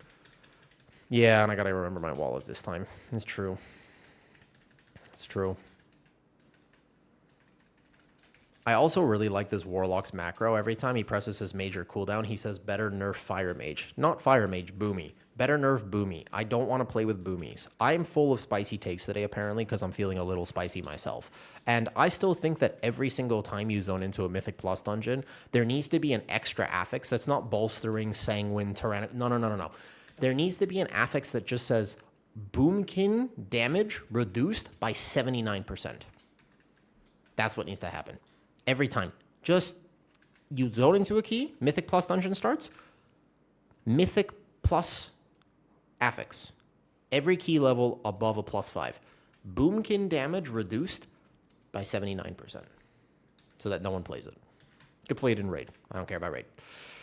Yep. Oh my god, Thundering. I forgot that mechanic existed. If you don't break the shield on this guy, then you get stunned. Forgot about that. Wish I could be a Dwarven Druid Stormform OP. Do. I'm gearing your Druid right now for Boomy meta. I hope it's not meta. Sonny, I don't like it. I don't like playing with... No tank likes playing with Boomies. It's just... The way that they play is not fun. Not fun for anyone. Let's see how much the tier set is actually doing. So the main thing about the Blood DK tier set is it's not the explosion damage. I still think that that would be a fun way to make the tier set more interactive. Like if you actually saved it for damage amps and it was tuned really high. But the major thing is just the strength gain. Primary stat is very, very powerful. So even though it's not impactful for gameplay, it is in fact just good. Like you can't... Like look at the single target damage right now. Like in my Dancing Rune weapon... And I'm not playing this perfectly whatsoever. In fact, I'm almost certainly playing it poorly. But you do pretty decent numbers. I just can't see. I think the Bloody Demise is the tier set. And I don't know if I'm... Like, the globals I'm supposed to be prioritizing because of it, I'm probably off with as well. In terms of overhitting this or overhitting that. Maybe single target I don't Blood Boil. I don't know currently what the tuning is for this. But you can certainly burst fairly high just because primary stat is very impactful. Oh my god, there's mobs. I've kind of mentally checked out already. I'm not feeling that well today. But yeah, I don't know what we'll do for the IRL stream. I kind of just want to, honestly, when I feel like this, you know, I live in Thailand. So one of the things I really want to do is just get a foot massage. But I don't know if I would stream getting a foot massage. That seems weird. It's so much better now, Blaze. This boss isn't nearly as bad as it used to be because if you walk through the fire, you don't end up getting a stack. which is so much better. So you can't, the fire won't ever be uncontrollably terrible because of that. You can stream it, but no, I mean, you can stream, it's just a foot massage. Like, there's nothing weird about that. It's more like it's not exactly entertaining content. It's not content, it's just me getting a foot massage. That's why, Ming. I'm not worried about the feet. Feet are fine. It's nothing weird about it. It's just, I don't know if I would be particularly fun content, you know. The only thing I'm not allowed to stream on the Blue app, or this app in particular, is an oil massage. That would be problematic. But like a foot massage or a Thai massage, that'd be fine.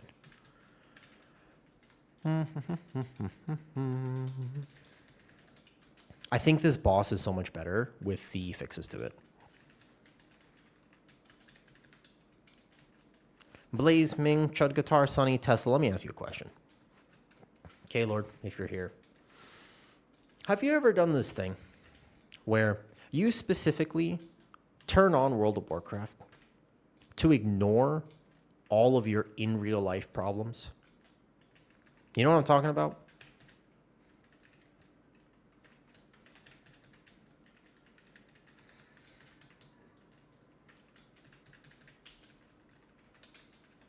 I think if I was a therapist, it would be called avoidance coping mechanisms.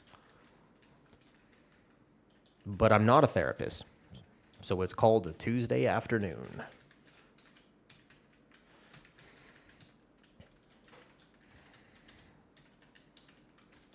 We are dying. We are dying. And these ads bold. So like this fight can scale out of control though, because you can really pick up more stacks of the fire. Yeah, well, pick your poison, I suppose. You do that? Oh my god.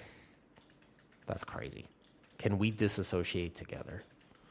Can we pretend like we both feel much better than we actually do together? So, Blaze, that's actually, I've been talking so much recently about how World of Warcraft, they need to restore the fact that it is in fact a game, and they should be very careful about designing things that are just way too challenging. Not that the game should be super fucking easy, but they just have to be aware of the fact that tanking right now feels like a job more than it feels like fun, especially as you progress to higher keys.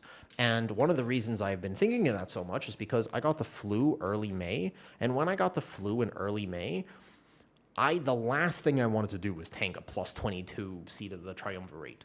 It was the last thing on my mind. I was sitting here, and I could barely keep my eyes open. I was like, oh, man, I just feel so bad. I just want to feel better. Like I can't do anything right now. I've already taken the medications. Like I can't, like I have to wait this out now. And the last thing I wanted to do was stress myself out playing a game. So I started playing Ret Pally. That was good. That was a good choice. But I didn't want to tank. But that's weird because I'm a career tank. That's all basically all I do in WoW is play tank and healer. But I didn't want to. I had zero desire at that moment to actually do it. Because I just was like, I was tired and feeling bad, so I didn't want to tank. You know what I mean? I find that to be very strange. I don't think we should have that system. Because if I'm feeling like that, then I imagine a lot of people feel like that. If that makes sense. Yeah. So, I don't know how you're supposed to fix this problem. But yeah. Captain Ashama, I want to say thank you for replying to your YouTube comment. I read almost every YouTube comment. Sometimes it's a little bit too much for me to keep track of. But just so you know, I read every YouTube comment. I just can't always respond to every YouTube comment. Most of the time there is a lot. Let's see. I can check the little statistics here. I have an app. It's the YouTube Studios app. And we can see how many comments there have been in the last 28 days. Analytics. I'll open the app right here. Okay, let's load it. Analytics. Audience. Wait, there's like a thing that shows how many comments you've gotten. Let's see, views. Of course, I can't find it now that I'm looking for it. I swear, it's normally just here. So I can tell you views, watch time, subscribers, estimated revenue. That's a cool one. But the main one is just comments. Oh, it's community. That's where it is. Okay, I see it now. The tab is here. In the last 28 days, there have been 3,600 comments on my YouTube channel. So it's kind of hard for me to actually respond to everything, but just know that I do take a look. I read. I'm quite aware of it. Yeah, overall damage done. There were some wipes here, so this won't be an accurate representation, but it looks something like this. I would have to retest. But Blood DK, in terms of surviving, didn't feel that bad. In terms of healing done, where does this healing come from? Hard to say. We have to test again. Let's see if there are any groups on PTR. Oof. Nope, no groups whatsoever. I thought the last part of that really hit hard. The 1% comment. The 1% of just the fact that you have a good season, even if you don't. Yeah. Some sort of talking shit for me joining as PTR. I didn't know the route out of the dungeon I'd done before. But there's some weird expectation on tanks, and I still think that actually, Chud, when I was thinking about it, the more I thought about it, and the more that I've made content, I do believe my video on the actual reason why people don't want to tank in World of Warcraft is correct. In general, I would say that that is true. At its core, it's because it is the only role in WoW where you cannot learn on the spot. You are basically required to know the thing before you actually walk into a dungeon. And I think that that's not good. Should we try a slightly higher key, or should we just go one more test for the Blood DK? 5th tank high IO, so people join those, right? That's right. Maybe try one more here, though. What's up, Saber? Any chance you could put your Heart of the Wild Feral version macro? I actually don't use a macro for Heart of the Wild. Some people like it. I don't. I just click. I just click it, though. Blood DK didn't feel terrible there. I kind of want a little bit of a cleaner run, so maybe we'll run this just one more time, and we'll see a little bit here, though. Red Pally still good? Yeah, Red Pally feels fine. You in Thailand on holidays or forever? No, I've lived here like 8.5 years. I think so too, Captain. I think that a lot of people knew for the 0.1% title in Mythic Plus, there's always, you have to understand that you might not get it because it's hard and it's very competitive. So I think that that's important, right? That you just know, you walk into it and you say, I'm going to shoot for it this season, but if I don't get it, then I don't get it. However, the 1% is new, and a lot more people by default, 1,000% more, right? That's how math works, are going to be shooting for the 1%. And if you don't get it, you don't get it. That doesn't mean you had a shit season. It actually, hopefully you had fun this season. I really think I should have just led the video with that. Also, what's up, Navaria? At least they're visually pleasing. King's Rest is tough. I'm a very positive person. Nevi, I don't know how I pronounce your name properly. I am a super positive. I love this game. I wouldn't play it if I didn't have fun playing it.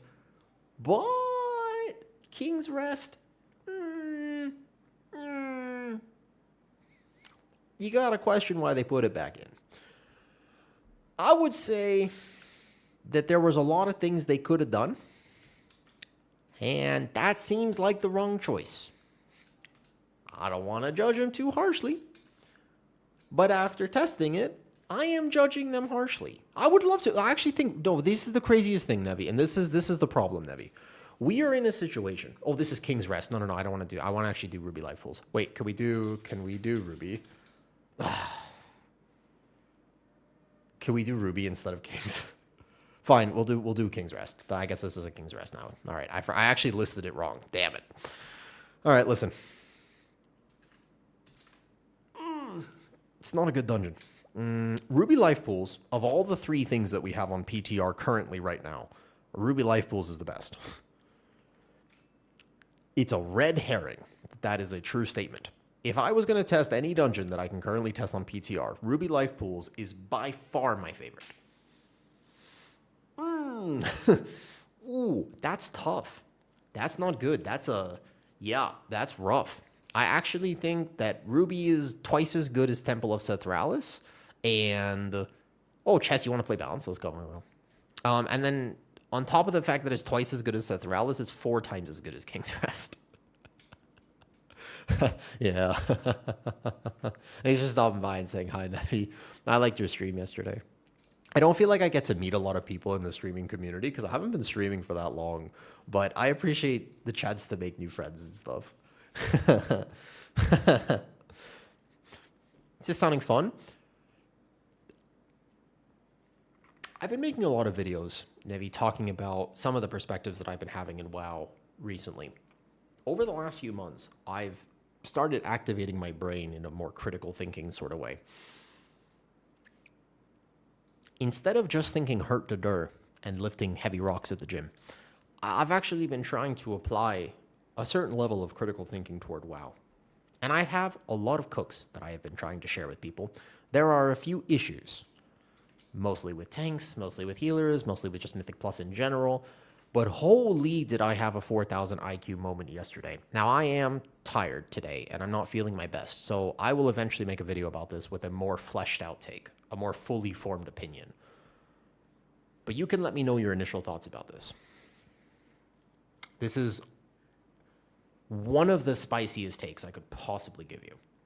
But I realized something. Low context. Back in Warlords of Draenor, I ran a guild. I played, give or take, 12, 14 hours a day. I woke up, all I wanted to do was log into World of Warcraft. I went to bed, all I wanted to do was log into World of Warcraft. I oftentimes procrastinated sleep in Warlords of Draenor because I just wanted to play WoW. There was nothing to do back in WoD. It was the most content drought of content droughts. Mythic Plus wasn't a thing. It was during Hellfire Citadel. What was I doing for 12 hours a day? I thought about this randomly the other day. And I realized I was just chilling. That's it. I was just chilling in Azeroth.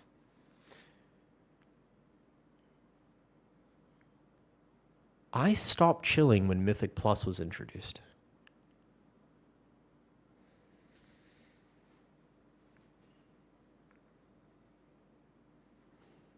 The second Mythic Plus was introduced, over time, I started losing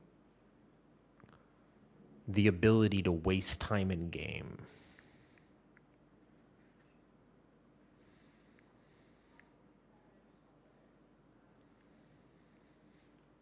Because there was always something to do.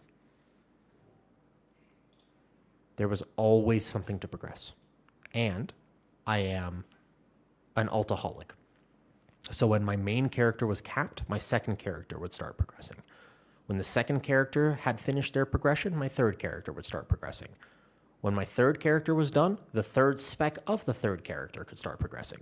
There was always something. Right now, I feel as though I don't have enough time to play WoW. Why? I actually play WoW quite a bit. I love Mythic Plus. This is the best version of retail WoW we have ever had from a systems point of view. We've never had more access than Season 1. We have never had more ability to play the game than Season 1. And yet, I do not have that relationship with World of Warcraft. Is it because I've changed? Sure, probably.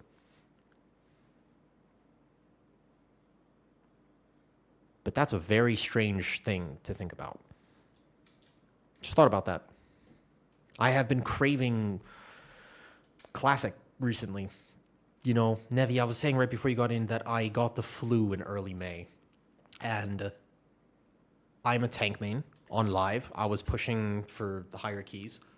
And I got, like, early May, I basically finished my 21s except for seeded the Triumvirate. And I got the flu, and it was a pretty bad flu. Like, it actually took me out of commission for a while. I couldn't stream for about a month and a half. It was rough. I didn't feel very well. And I was sitting here with, like, one eye closed, a massive headache, and I had taken my medications and whatnot, but I had to wait it out. There was nothing I could do. And I was just sitting here, and I was like, I don't want to fucking tank seed of the Triumvirate right now. No, I mean, I was just sitting here, though, and I was like, the last thing I want to waste time. Like, I want to play the game. I need to distract myself from real life. Real life is tough. So I want to play the game. But I didn't want to play the game because I was a tank. And then I was like, well, let me just play my Mistweaver. And I was like, oh, I don't want to do this either because I keep missing globals because I'm not feeling so well. Now, all of a sudden, I played Ret Pally, and I was like, that's the one. But it's a little weird that I didn't feel like playing the game because I just didn't have the mental clarity to perform at the highest level that I could perform. Isn't that weird? I actually find that to be a strange thing because that's not a game, that's a job. Like when you make it so that the only reason you're playing is because you can win, you inevitably create toxicity. And I don't know what the solution is for it, but I think it's at the core of kind of what we're starting to feel in World of Warcraft is like when you join a key, I was on your stream yesterday and you were saying, I want to learn how to be arcane. I want to learn how to be better about arcane. But you also felt bad because you weren't doing enough damage for the key level that you felt that you should be doing. And so you were like, should I just go back to Frost? But you're like, well, I'm having fun and I do want to learn arcane, but I feel kind of bad because, I need to practice this and maybe I should just step out or whatever it is. And I'm like, isn't that a little weird? I just think that's a little weird. Because that's not enjoying the process. You're actually sitting there feeling bad for enjoying the process just because the result is so important. Rumble plays games, yes and no. For some people, enjoy that stress part of Mythic Plus. I was the type of person who enjoyed that stress part of Mythic Plus for most of my existence. But I'm a little older now. I think you're a little older now. I mean, I don't want to call you out, but if you play World of Warcraft, you are not young. I don't think I want games to be a stressful part of my life anymore. I have enough stress in real life. I gotta pay fucking taxes and shit. Like, you know what? Like, this is the thing. Like, I have a real life. I have 2 cats downstairs who depend on me and scream constantly. I have a lizard that is currently not doing so well. I have another lizard who is doing well. I have a real life and a real job and actual responsibilities. I don't want this thing, Am I wrong for that? Is that actually such a strange take? Why is it a strange take for World of War? Why is that so weird? Why am I saying this and you're like, dude, this guy, what the fuck? Why is it so weird to say that? That's what I want to explore. I don't have a solution, by the way. This isn't like a take that has a, problem A, problem B, and then solution. It's actually just straight up a conversation.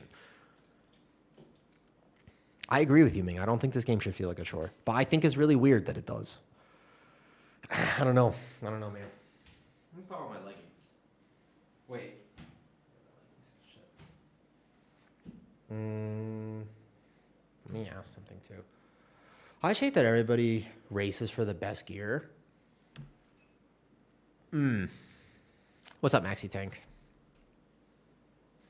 You need to change your mindset to casual instead of competitive. How? I think I might need to learn how to do that. I swear it's a skill, and I might not have that skill. I actually don't know if I am fully capable of it, but I want to... I think that it might very soon be time for me to heal my relationship with gaming. I'm not even kidding, and I kind of mean this. I hope that going into Season 2, and also just in general for the future of my life, I think I might need to heal my relationship with gaming. In a weird way. Yeah, I think I need to take a look at how this all impacts my life. And I don't know what that means. But I think I need to consider it. We'll see. We'll see how Season 2 goes. What's up, Rorak? How's it going? Do you feel like that? You're a tank player. I'm still super into WoW, especially the story. Are you a story person, Nevi? I'm interested in that. What's up, Luzik? Good, man. How are you? I'm still recovering. I feel a little rough these days. My system isn't working quite the way I want it to, chronic illness is kind of kicking my ass just a little bit.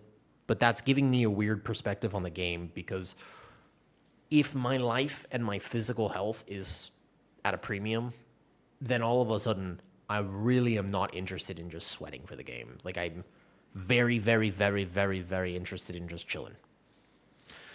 Because I feel the cortisol. Like if I do this 15, it'll be all right. But if I was pushing into an 18 King's Rest, then all of a sudden it's like, well, let me answer that. Boom, I'm dead. It's like, I don't know. Like maybe I'm just washed. Maybe that's what's actually happening here. Maybe I'm just progressing to a point where I'm a little bit slower because I've laughed at too many Instagram reels. Perhaps I browse the TikTok one too many hours in a minute. And so all of a sudden the brain power, like the The IQ is starting to diminish. It's possible, you know. Maybe it's time for me to go back to 12s. Maybe.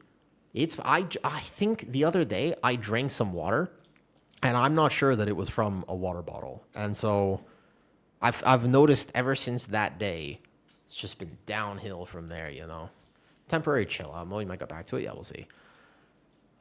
Grind squad, hold up. Not change the language for me. I will not get mad at you for saying that because you might be new to my stream. It looks like you are new to my stream. Totally change the language there. Just not what we would say here.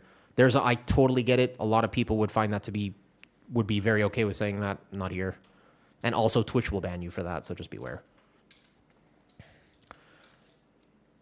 I don't know. I just think that there are a few things for sure I can tell you since I have been making content that Blizzard needs to be aware of for game design. There are other things which I just have perspectives on and I'm not actually sold. I don't know what the solution is. I can tell you there are ways to literally just save tanking and probably healing as well. Those are seemingly very obvious answers for me, Nevi, and I don't know why they wouldn't do that. But in terms of game design as a whole, I'm really curious to see what they announce at BlizzCon. I will be there. You going to BlizzCon by chance? I know you live in EU, I think, so probably not. It's far for me as well. It's far, but I'm going to go to BlizzCon. And I'm really excited to see what they announce. I hope that it gives me a little bit of clarity as well. I also think that it might just be a particular Season 1 slump. Guardian Druid was meta. I felt like I should be pushing. I should be 4200 IO because that's the direction I was going. And then I had to stop because I got sick. And the same thing happened back in the War Within Season 1. And I'm just like, man, like, why does life always get in the way of my goals? And then I was thinking to myself, why are these my goals? And then couldn't really answer that question. And I was like, oh, shit. That's kind of where I was at. Because in the War Within Season 1, I was playing Prop Pally. I really like Prop Pally. And then right in the middle of the season, I got divorced. And I was like, what? Like, that was unexpected. And then all of a sudden, I wasn't doing so well in that season. And I was like, I don't want to be stressed playing this game. I went through the same exact thing back in the day. It was actually, now that I'm thinking about it, season came out. I played the first few months. I was doing really well above title range. Then my life became very stressful, flipped upside down. And all of a sudden, I was not interested in being stressed when I played the game. That happened to me before. Actually, now that I think about it. I hope BlizzCon isn't just focused on the next expansion. I'm really curious to know what they'll announce at BlizzCon. BlizzCon, hopefully, dude, if they Classic Plus, I don't know, WoW 2.0, Classic Plus, something. I'm excited. I don't know what the direction I want to go in here. I might just take a little bit like a few weeks, and then I'm sure Season 2 comes around and I just push IO and have a great time. The question is, why do you want to aim for it? That's a great question. Julek, it's a fantastic question. I really think I need to consider it. I don't know the answer. I don't know why I can't answer that. It is a very good question. I can tell you that I don't depend on this game for my self-esteem. I can tell you that if people come in here and they're like, you're only 4K, like, get out of here. I actually don't take offense to that. So then why do I care? It's a good question, actually. What does bring me joy in gaming? I'm really thinking about it right now. If I ask you that question, would you be able to answer it? Well, let me ask you. Let me return the question. Julek, what's your goal and why do you play? Nevi, could I ask you if you have a second? If you got to go, of course, no problem. But if you're listening, what is it about World of Warcraft that makes you want to play? And what do you enjoy? You enjoy pushing yourself. Could I ask for a little more clarification? What does that mean, Sinric? Pushing yourself. What does that mean for you?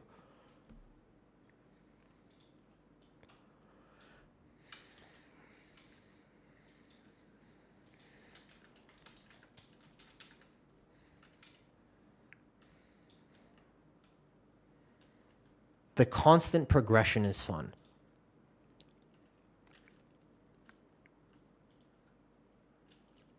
Internet user, 97. What is progression in WoW? If you were super serious about IO, the best thing you could do for progression is actually make friends. That's the best thing you could do. If you spent this entire season networking with good players, you would have a better season next season. So that would be progression. That's the best form of progression you can have. Skill set in the game. I would agree with that. I really appreciate being a better tank and being a better healer. I find those roles to be challenging. I like that feeling of progression. Maybe I've capped on it.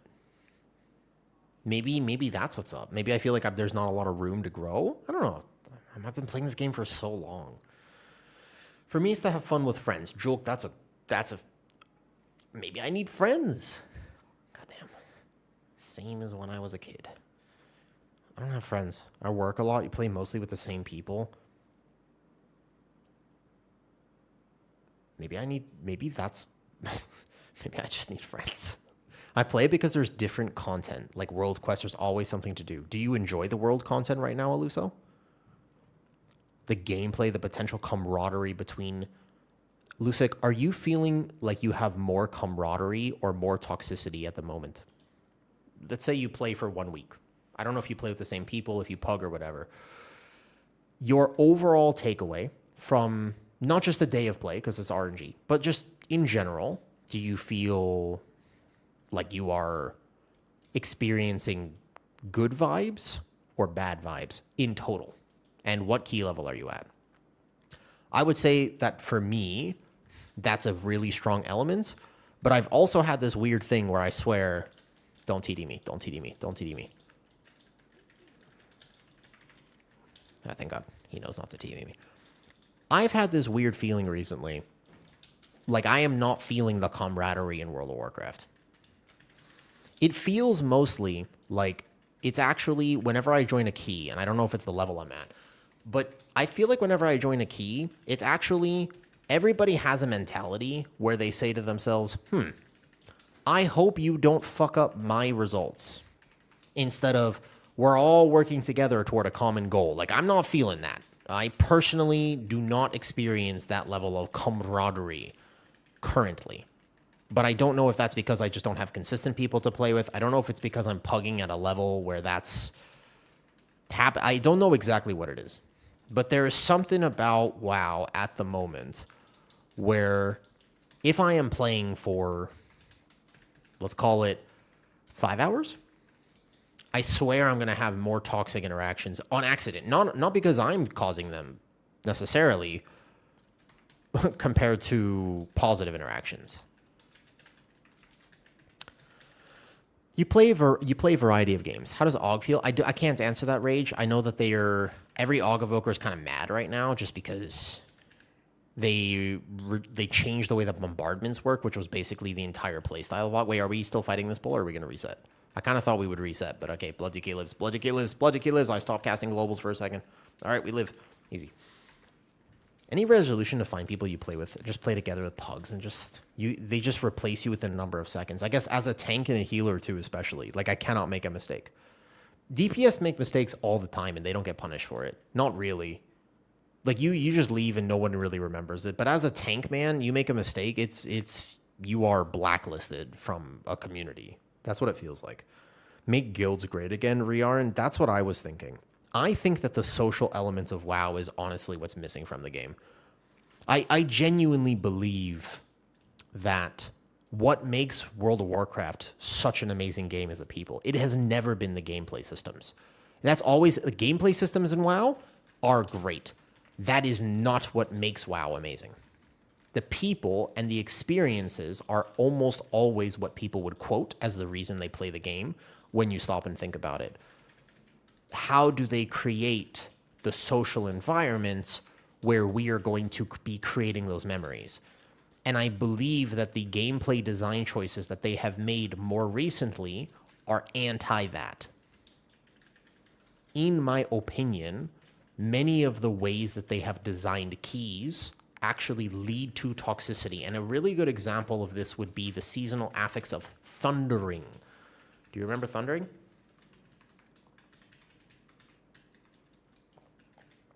That mechanic specifically caused toxicity. Now, that's a community problem, much more than it is an actual game design problem, but they should have known That's kind of my thought process. Is like if I was Blizzard and I make a mechanic like thundering, I've got to have it somewhere in the back of my head that this is not going to go well. Right? Like clearly there's got to be some level of understanding that this is not going to work the way that I want it to work. That's kind of what I feel like. That's like a game design issue as well as it is a toxicity issue from the actual community. Because, come on. I don't think it takes a very high IQ to realize that that type of thing doesn't... But you know what also doesn't work, and it's the same thing... The very first, like necrotic for tanks or whatever, but there's a few mechanics like that exist right now in the upcoming season. Temple of Sethralis, when you walk into the first pull, if you go right, which you would not know not to go right, there is a mechanic which is a 4-second stun on the tank. Just remove it. It's a kick. There's a kick. Is it hard to get 2 kicks in a pack? No. Are your pugs going to miss one of those kicks? Yes. If your tank gets stunned on gather for 4 seconds, you're stealing threat. They're probably dead. The very first pull of the dungeon, it's over. But why have the mechanic in then for the first place? Why not just remove the mechanic? What does it solve? Who does it help? I think about the fact that Blizzard ain't in it for the gamers, but to generate money. Well, I don't mind them making money because that means that we tend to get a better product, technically speaking. I don't mind. Like, I'm actually not against it. If they put a $75 thing in the cash shop, Julek, I actually don't mind that they do that because they're going to make fucking bank and it's not tied to player power. And the people who like housing in general, if they can't afford it, which most people cannot afford a $75 tree, they still have they don't feel like their whole housing experience is bricked. It's not pay to win, but the people who do have it, it feels nice and it's exclusive and it's cool. I don't actually think that's a problem because they probably made millions and millions of dollars straight up. I'm not even kidding that it most likely is in the millions of revenue. When they put the Brutosaur in, that's a little bit of player power, but I was also okay with that. This is a convenient thing to have. If you're an auction house person, then you had enough gold anyways to buy it. But it's expensive. And they made tens of millions of dollars by the statistics that we could gather from it. Is that really a problem? Some people would say, nah, I don't like the fact that I can't have it, and that makes sense, and that's a reasonable argument, but if it makes them tens of millions of dollars, then we tend to get a better product. They have to make money. It is a company.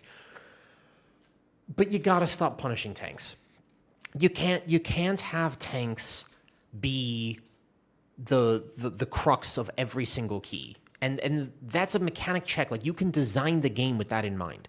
And I just still think that there are such easy examples of this. You know, Nevi this season, the first pull of Algathar Academy, if you've played this game for long enough, you remember that thing didn't used to have bleeds.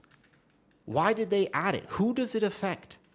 You add bleeds to the first pull of Algathar Academy for what? If a DPS's key levels get higher, if a DPS rips threat from you, they're dead. They never, ever, ever, ever, ever experience the bleed. Not once. Not once have you as a mage ever thought to yourself, oh, there's a bleed on me. It's completely, specifically only affects the tank. Because by default, you will never see that mechanic. Is this single target DPS, by the way?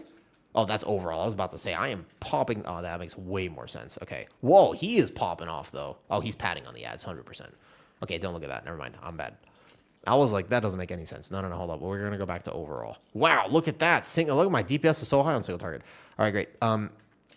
I didn't use cooldowns. That's why. I combat potion on my bars. That's the reason.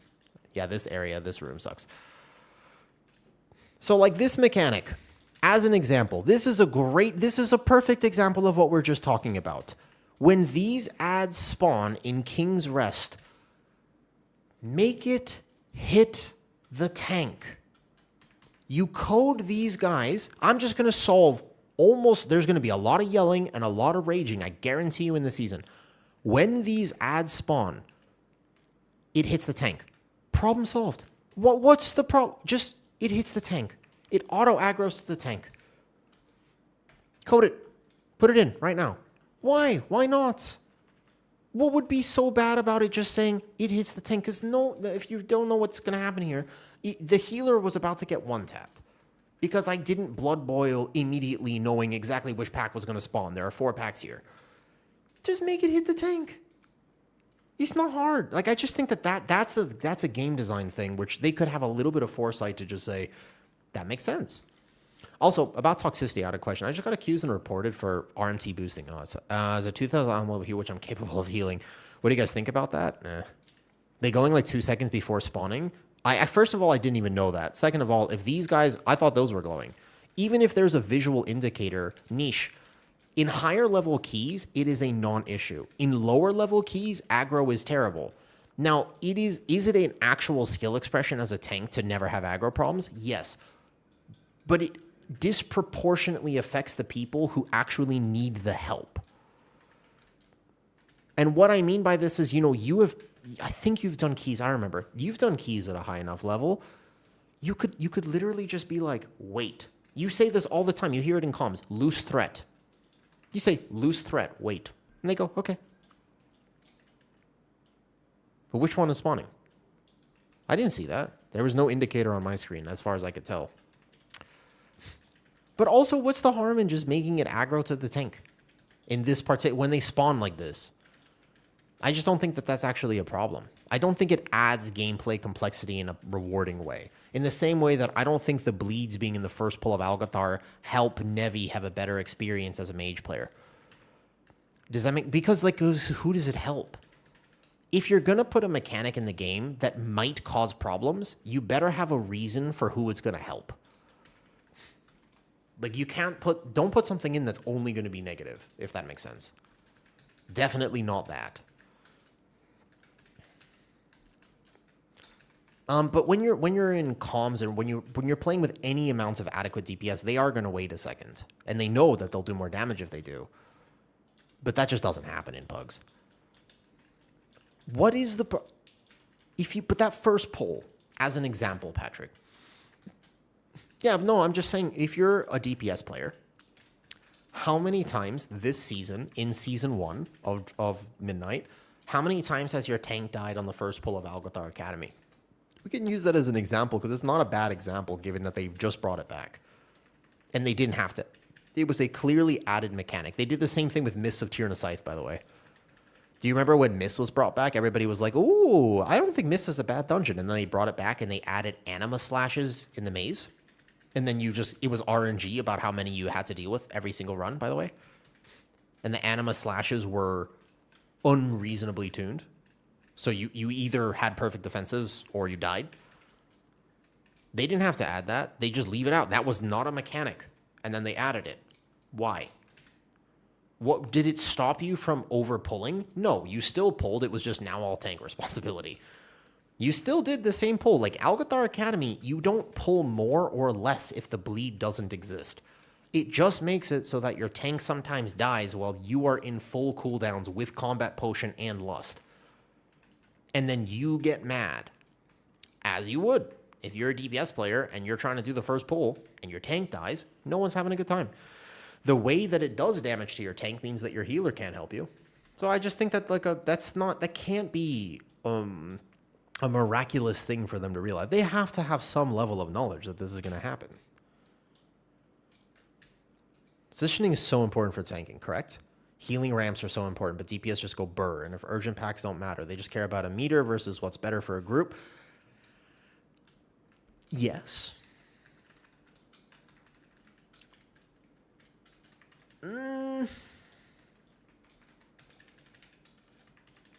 This is where the takes get a little spicy, Guy in Robe.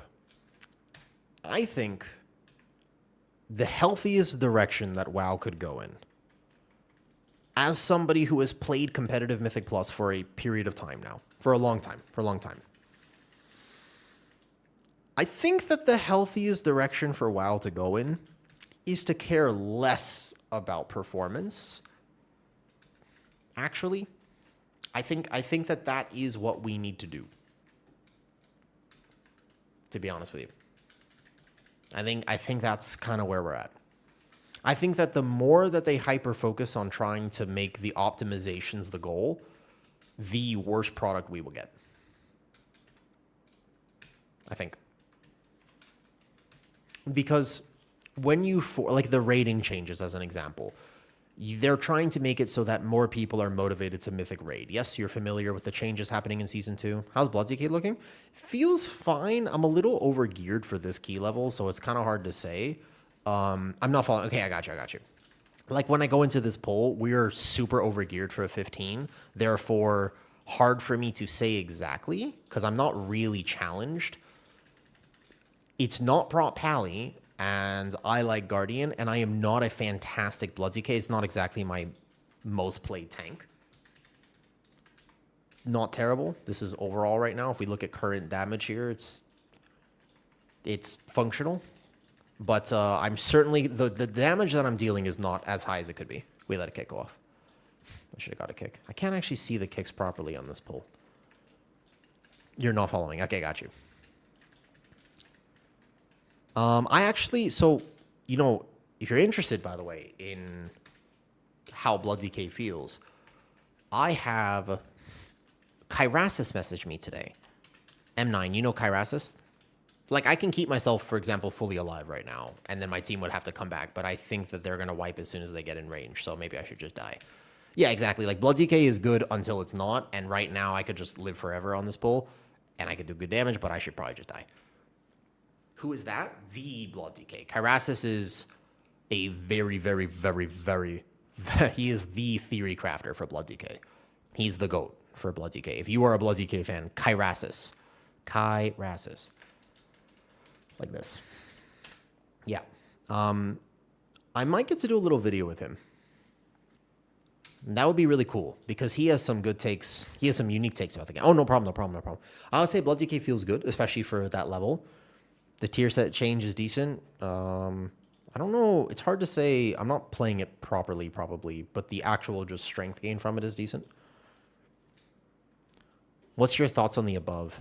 Simple fix for Mythic plus toxicity. Give plus 15 keys like 2 to 3 reset charges. As long as the culture exists in modern World of Warcraft that we have right now, Bit Nippy, it doesn't matter whether they put Resil in, take Resil out, give keys charges, give keys no charges, make everything deplete, make nothing deplete. Those are all symptoms, not causes. None of that will actually address what you want it to address.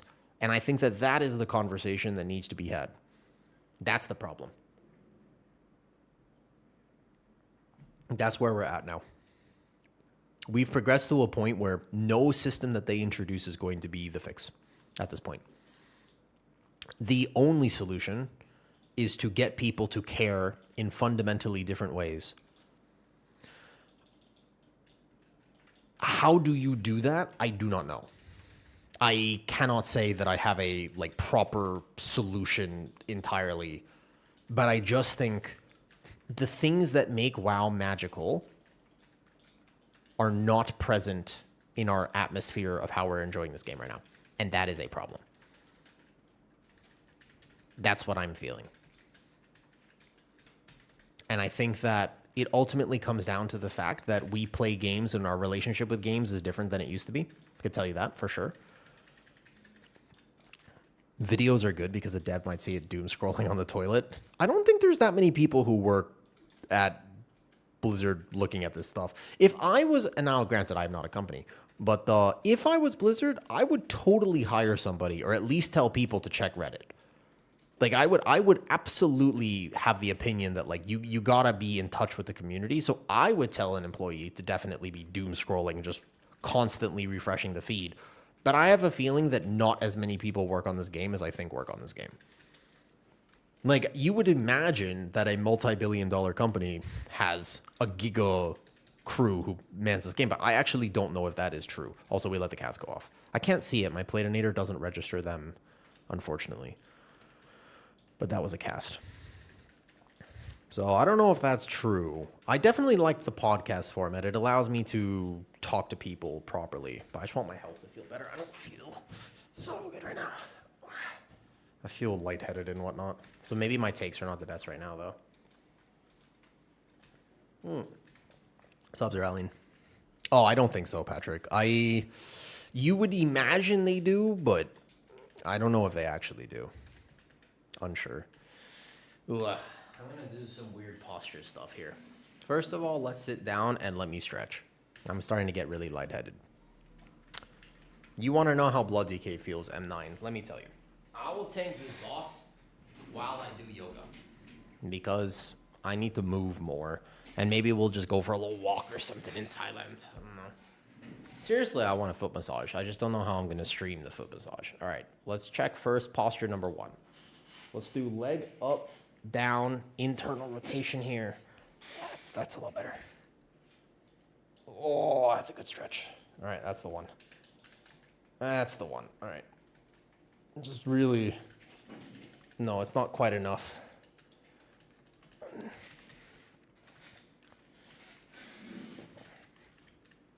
Here we go. Let's put this leg here.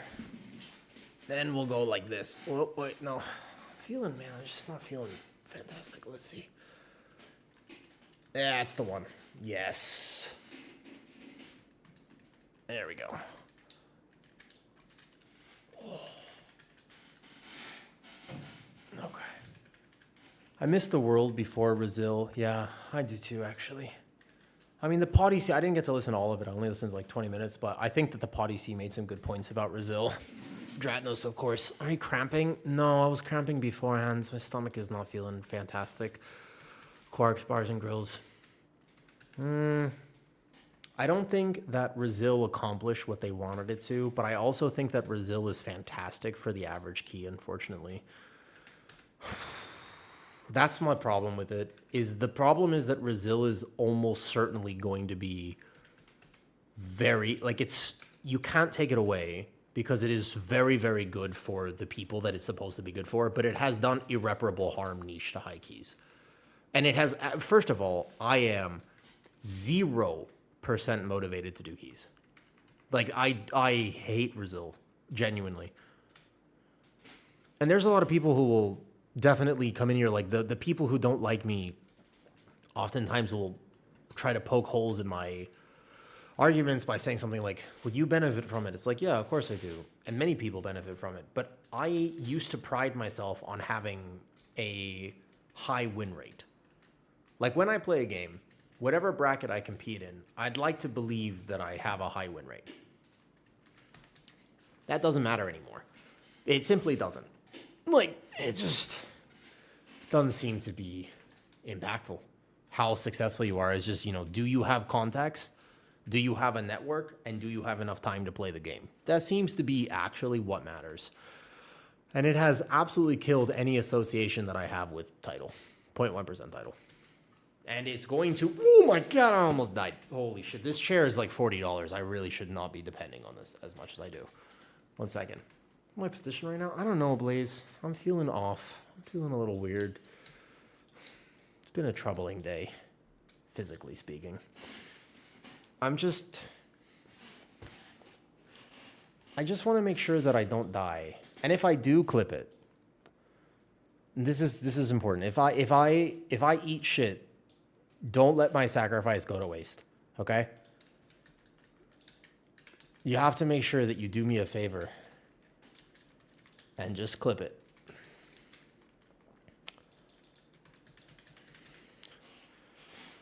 You should just make it so that if you don't have it, you could not queue up to... No. So restrictions are not the solution to World of Warcraft because World of Warcraft already has a problem of access, Hoopu. Like, genuinely, I think that World of Warcraft already suffers from an exclusivity problem where if you get into the game and you're allowed to enjoy it, you're going to have a great time. But how the fuck do you get into the game is a big question for WoW, and I don't think they do a good job of managing that. So if you make it so that you have to time a certain level of key to get into the next level of key, you're just adding access problems. I guess it would solve the boosting, but not really, because you would just have, again, people who have now time to do each level of key and get boosted up to it, versus the people who don't have time to do that. That's tough. But there are a lot of suggestions that people will say for high-level keys. And if you're not meta or if you're not this, but it's like, it's not a reality. And I just think that our relationship with games has changed so much. I unfortunately think that it would be probably the worst thing they could do for me, Blaze, but I agree. I think that the era of gaming that we find ourselves in, and I could be wrong, I think solo queue probably needs to happen. And I can't believe I'm saying that because I think that would do crazy damage to how keys work in World of Warcraft. And it would pretty much destroy, if you actually made solo queue a real system and you didn't just make it like up to +10s, which is a solution, that's one way they could do it. Holy fuck, Mythic Plus is actually dead. But I also think that we're having a problem where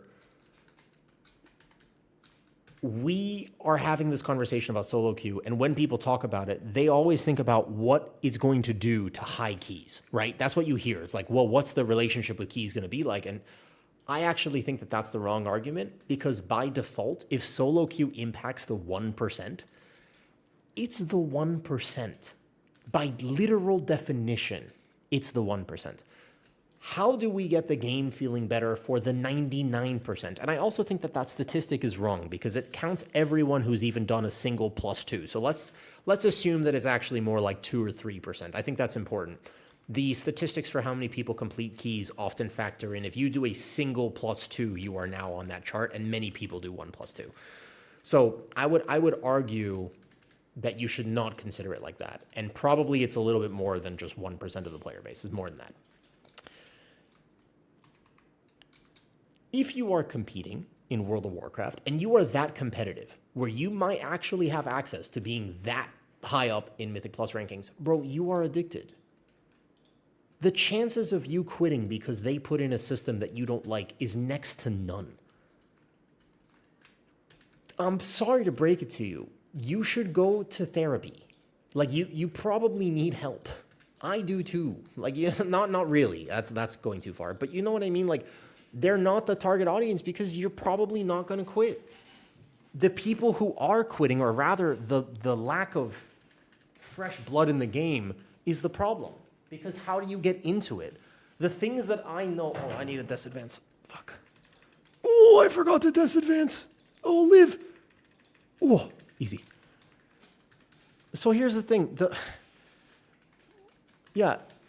The problem is, okay, they need to be thinking about how to get people into the bridge. That's really what they need to do. I'm moving. I don't know. I don't feel so good today. Just doing some yoga.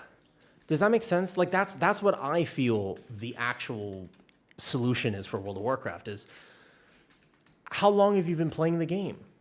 And the answer is a long time. Like a long ass time. Like, you're not... Are you a new player? Is anybody listening to this and you're actually a new player to World of Warcraft? It's rare. There are occasionally people who find this game, but it's pretty rare. And one of the reasons it's rare is because it's almost impossible to get into. I've known a lot of people who have at least attempted to start WoW, but you know what the actual experience is when you start the game? Do you know what it is? Listen, you came back in Dragonflight. Dragonflight was 4 years ago. You're not new anymore. I mean, you're new compared to us, but that's actually not new at all. That was a while ago. Most people's experience in World of Warcraft when they actually join this game for the first time is leveling in retail.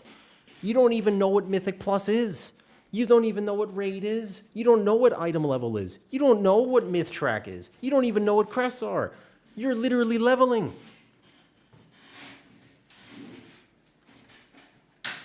And by the way, that's a shit experience in retail. When Kitty tried to play World of Warcraft, she was playing a hunter, and she was like, man, why is this game so hard? And I was like, it shouldn't be that hard. Like, what do you mean this shouldn't be that hard? And she was like, dude, I can't kill anything. And I was like, okay, I mean, I know you're not really like a PC gamer, but you're not smart. Like, what's going on? Like, why is it so hard for you? So I took a look at her character, and she didn't have any of her talents on her bars. She was playing a hunter. She selected marksman specialization because that popped up, and she didn't put any talents on her. She had no aim shot, no rapid fire. She was using arcane shot and steady shot and auto attack. And I was like, you have to put your abilities on your bars. And she says, where are they? And I was like, what? This game is so bad for new players. It's incredible.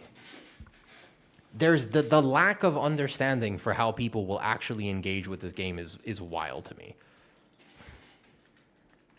And if you consider the fact that that is most people's new experience with WoW, before, I mean, at least it's Dragonflight now, but most people, they start WoW, they download WoW, not her talents apparently, because her action bar was full, because she didn't have second action bar. She only had one action bar or whatever it was.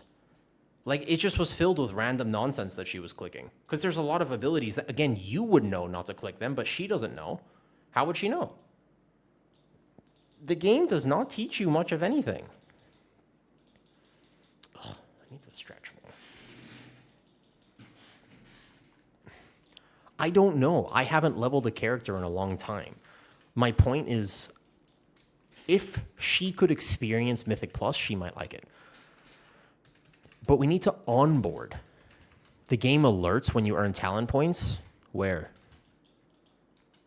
I don't know. She clearly did not know. She didn't know. I don't know if that interface is good or bad. I would not be able to comment, Mr. Studdleton, because I haven't leveled a character since I have every class leveled. So when was the last time I leveled a character? Boy. Dragonflight? Shadowlands. I'm pretty sure I actually leveled every character in Shadowlands. So I literally haven't leveled a character, I think, since Shadowlands. So I wouldn't be able to say. I don't know. Maybe there is a solution and I don't know. All I'm saying is our perspective on what this game represents for people who are just starting it is so wildly off that I don't think we're understanding what the primary problem is. Like, it's not so much about balancing M+ and making sure that the meta is not obstructive. Like, that will help and should help, but I don't think that that's what the answer is for the future of World of War. The future of World of Warcraft is a lot more intricate than that. I think it has to. So if you started the game in midnight, it seemed clunkier than other games I've also played. Again, can you tell me more about your new player experience rather than me telling you with something I don't want to talk out of my ass? It's not a good place to be. I have digestive problems. Let me ask you a question, Studdleton. What is your experience so far?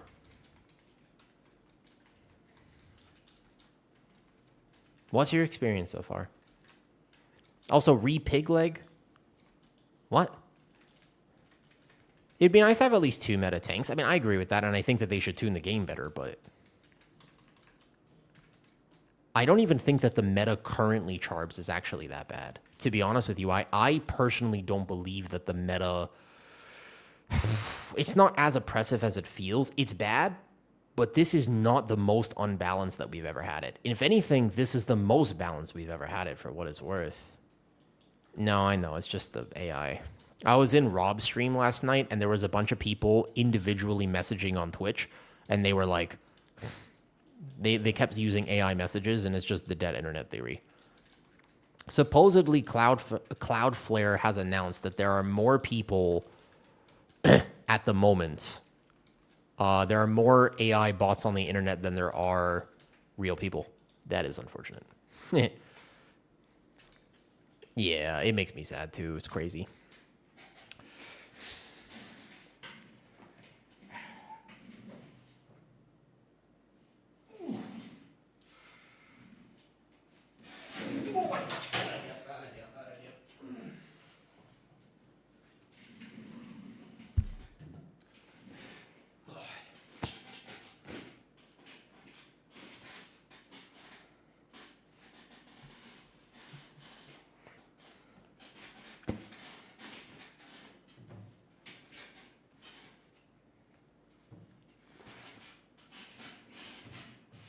I think I should invest in a better chair. This chair is like $40. Like I feel like I should at some point. I just need to invest. Like it doesn't lock properly.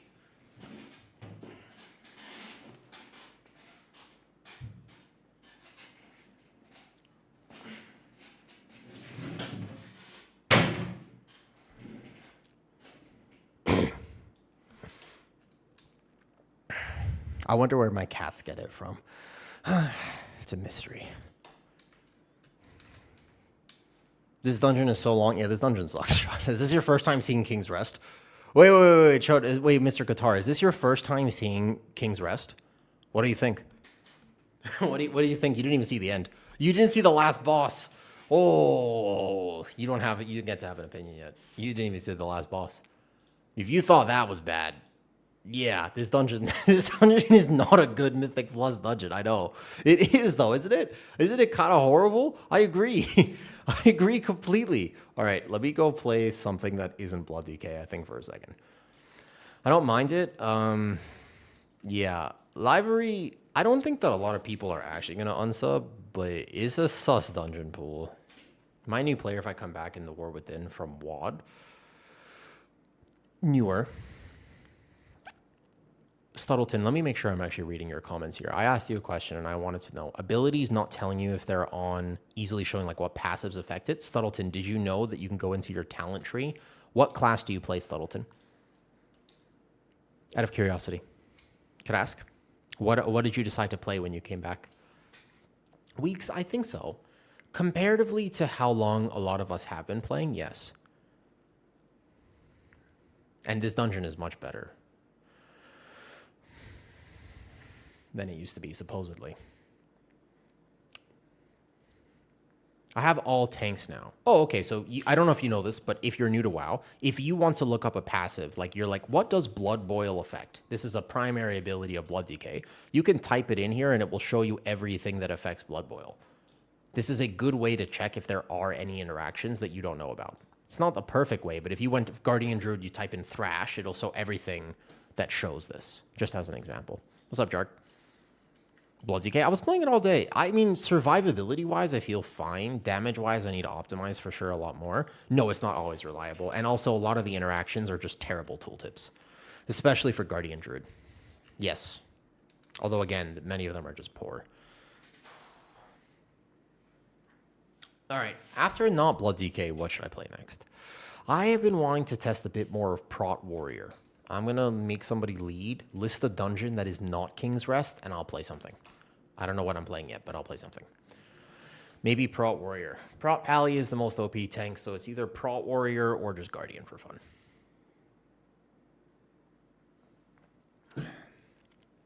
I can tell you I came back in the War Within Season 3, like 10 years, and I was lost. When it comes to World of Warcraft, I may not know exactly what a new player goes through. I think that there are two big issues with new players in WoWs. Number one, Stuttleton. It assumes that you have either... There's only two ways that you actually understand World of Warcraft as a new player. Number one, you have been playing World of Warcraft for a decade. That's the first thing it assumes, is that you're already familiar with the game.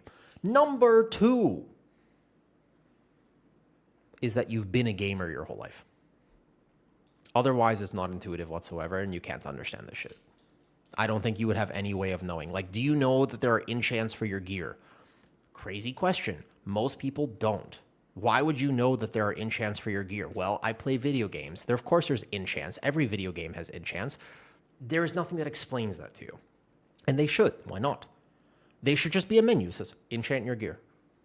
Did you know that there is a primary stat gem as well as other gems, and you should make sure you use that primary stat gem? Well, if I go play Diablo, and I've never played Diablo before, I'm going to look for that stuff. Because, of course, I've been playing games my whole life. So in general, I would look for that. But if you haven't, you would not know. Why would you know? I think talents and understanding the talent tree are okay if you've ever played any RPG. I would agree with that. Talents, as an example, are understood, but we cannot appreciate what it's like for somebody who hasn't been playing games their whole life. Then it's overwhelming. It doesn't make any sense. I either play Warrior or just do Druid. I think I will go a little bit Warrior. We're never obvious. There you go, Stuttleton. Why would it be obvious? There's nothing that tells you. And also just in general, the tanks and stuff. Non-gamers will not play WoW. That's a problem, though. I agree with you, Sleepin'. How do we fix that? Don't you think the discovery of those things is what makes the game fun as well? Fair. Actually, that's not that. I would agree with that.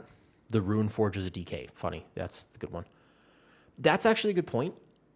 I weirdly think Big Blue Tank Turtle, which honestly, every time you come into my stream and I get to say Big Blue Tank Turtle as a name, is great. You should keep that name.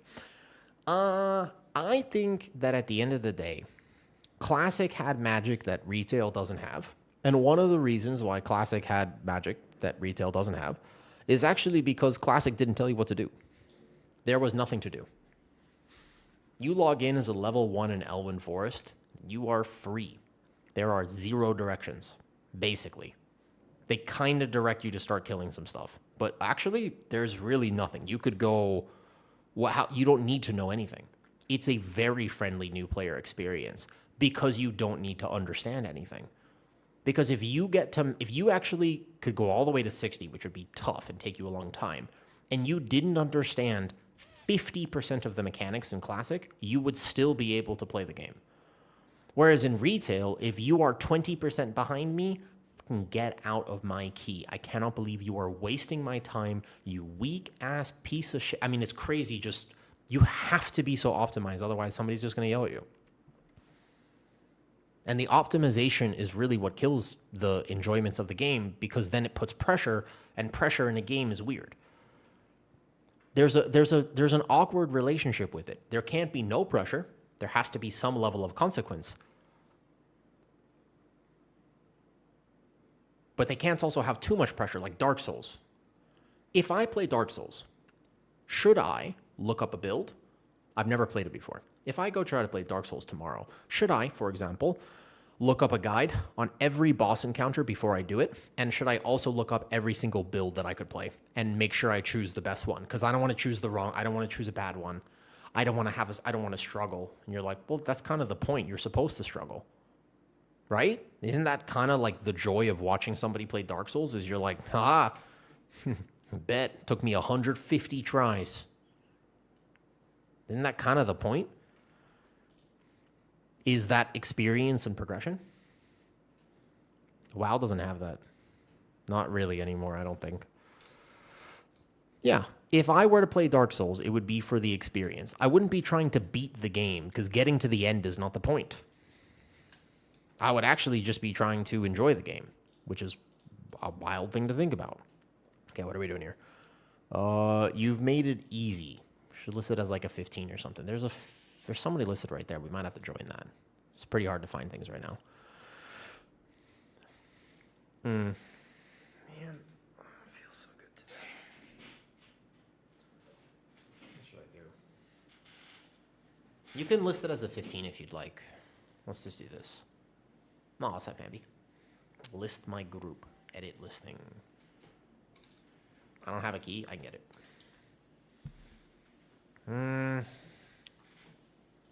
That balance, by the way, I do not envy the position of a Blizzard game developer. I don't know what the solution is here. Playing Force meta is bad. When I started WoW in 2014, I had no idea what I'm doing. Yeah, but you know, it's dumb, but to this day, it's the best WoW core memory I have. Livery, I agree with you. Like, I agree with you. I think a lot of people's best memories in WoW involve something that was broken or dumb, not something that was perfectly balanced. I don't know what the solution is. These are conversations to have. I am tired. I am not 100% sure about what they should do about all this. But I feel like they should do something. And I think they need to just be aware that there is a weird relationship that people are having with the game. And I think that game design does matter a lot with this type of decision making.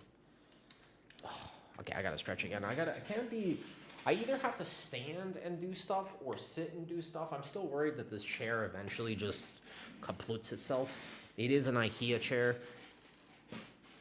Does it actually fall over? It's not supposed to, but I'm pretty sure that my weight will tip this. I haven't been able to eat a lot recently because I've been sick, but yeah. Just want to know how's Blood DK looking. Oh, Blood DK survivability felt fine, although keep in mind that we're over-geared for the level I was testing. It might feel a little bit more checked in 18, but It was mostly just damage optimization, and the problem with Blood DK, of course, is it doesn't have a group buff. That's the issue, right? How is WoW these days? Well, that's a great question, Futile. Thank you for asking. Let's have an honest conversation about it. When you played Dragonflight, what did you like? What was your favorite part of WoW? I'm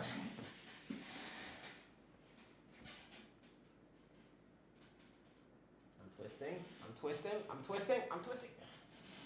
Stay still, goddammit. Pushing keys. I think that pushing keys is still fun. It's a little different than it used to be. There's a resilient system now, so things don't deplete in the same way. It's a bit... I think it's a little more toxic.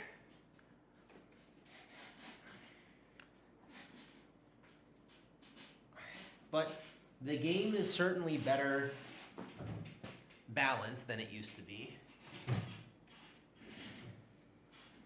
Okay, maybe I'll just sit here. That's how chairs work. Ooh. So there's a resilient system now. Once you time all 12s, your key no longer depletes. When that happens, it has created a bit of a weird atmosphere with keys. Mr. Futile, Diploma. It's a very apt name. That might not be good for the game. It's something that we thought we wanted for a long time. Then they put it into the game. And I would say that pushing high keys has a different feel than it used to feel. I might not be making the most eloquent of points right now because I don't feel so well today. So now all of a sudden I feel kind of like, how do I say this?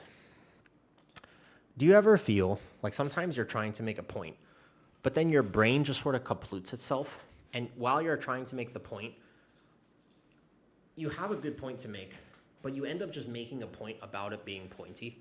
So you're like, the pointy of the point is the fact that it actually is a point. And the more that I make this point, I think about the fact that it is pointy. Very pointy, in fact. Extremely pointy. And the point that I'm trying to make is the point. The pointy of the point. And now that I've convinced you of my point, I will continue to talk about the point. That's how my brain is working right now. It's not quite there. I feel more awkward than usual. I'm going to talk in the microphone from this angle. That feels like the right thing to do. I don't know why it feels like the right thing. I'm just going to do it. Can you still hear me if I talk from this? I think the mic is omnidirectional. It should work. Here, watch this. I got this. That is a good point. Thank you. I think it's a good point as well. So, the problems with WoW don't have an easy solution. And they're not necessarily problems with WoW. They're actually problems with gaming in general.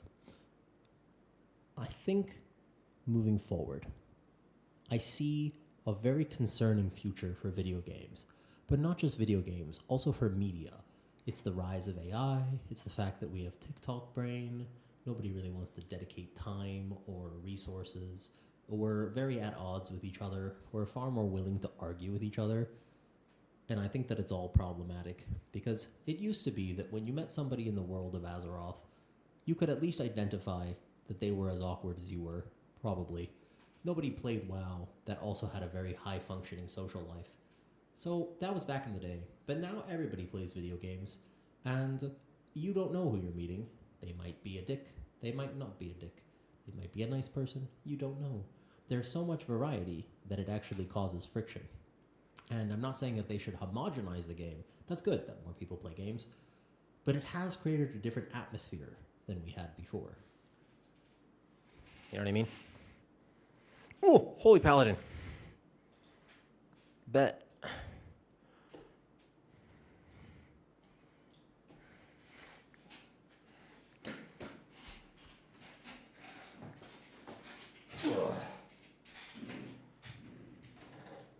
My neck hurts.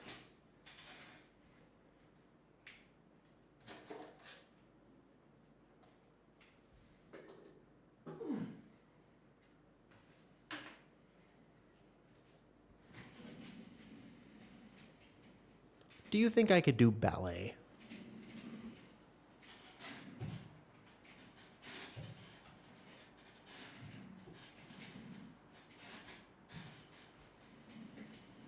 Do you know why ballerinas wear tutus? It's because a 3-3 is too big and a 1-1 is too small.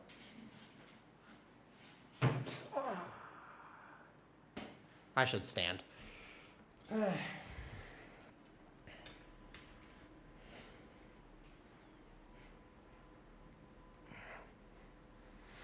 My neck hurts now. I don't think that helped me very much. I think that might have all made it worse. Oh well. All right. Mythic plus dungeon. I get the key. Yeah. Yeah, that's the problem, Faye. I'm a little bit worried that if I was to do if I lived a ballerina lifestyle, I would probably have too fat of an ass. That's exactly what I think about. It keeps me up at night sometimes. I agree. It's exactly my concern. Faye, not that you would appreciate this for what it's worth. You would appreciate it in more of an objective sense. I appreciate it in a subjective sense. But there was this reel that I have thought about one too many times recently. And it was this woman on Instagram. And she made the best looking cinnamon roll strawberry shortcake that I have ever seen in my life. I mean, I don't know if you've seen these reels, but it was genuinely like a strawberry crumble with delicious. I mean, it just looked unbelievably good. You ever had Cinnabon before? You know Cinnabon? It's that plus strawberry shortcake crumble on top, but even better. It had layers of icing in the fucking middle of the cinnamon cake. I was salivating. I mean, it looked really, really, really, really good. Okay. And when I checked the comments on this reel, there was over 4,000 comments, more than 1 million likes. And I was like, bro, I mean, everybody must be thinking how good the cinnamon roll is. But it turns out that nobody noticed the cinnamon roll because every single comment was just like, bro, her ass is fucking huge. And I was like, what? And I had to go back and rewatch the video to realize that the real bakery was not the cinnamon roll. I didn't realize. It actually didn't even occur to me. I was so distracted by the cinnamon roll that I didn't quite realize what was going on in this reel. And now I'm still thinking about the cinnamon roll. I mean, it looked like a really good cinnamon roll. I was very invested in this cinnamon roll business. I don't know how you could notice anything else. The cinnamon roll looked really good. Hi, Nevi. So, Nevi, here's the problem. I have a fundamental issue where I forget to filter the words that come out of my damn mouth. Is not good. I intend to. I tell myself every day, oh, woo. Filter. Inside thought, not outside thought. The problem is that it never works out that way. The treadmill just runs. It's just from the thought here, especially if I'm not feeling well. Yeah. It's been a second since I played Warrior, actually. Do do do do do do do do. I'm playing Thane, yeah? Okay. Never filter yourself, it'd be less. Why am I dead? What the hell? How did I proc cheat death already? What did I miss? Okay, so next one is Shield Wall. Shield Wall plus Spell Reflect should be enough? No, just Shield Wall. Wow, how'd I die already? Can you Spell Reflect this mechanic? That'd be crazy if you can. Let's see. The Spell Reflect? No, it doesn't. Dude, yeah, I was about to say, how'd I die? I'm not getting hit in the back. I'm chilling. Shout out to S-Priest doing genuine 3. Wait, where's the S-Priest? I don't see an S-Priest. There's an S-Priest on here?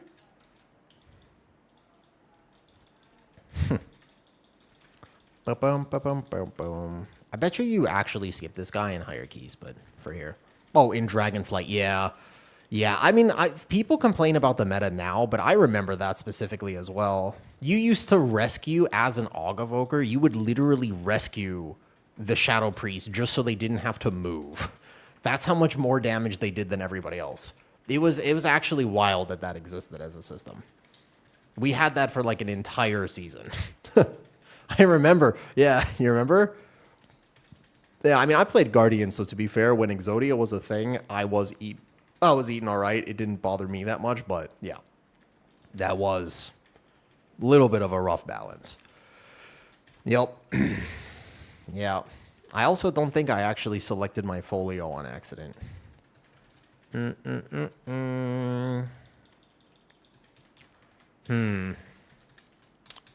Nevi, I'm glad I started streaming.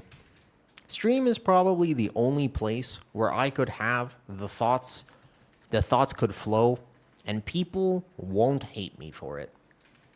You know, not everybody likes me. I'm okay with that. Yeah, I'm okay with this. A lot of people don't like me because, well, because they ain't me. What? No, because I don't know. There are certain things that I just believe about humanity.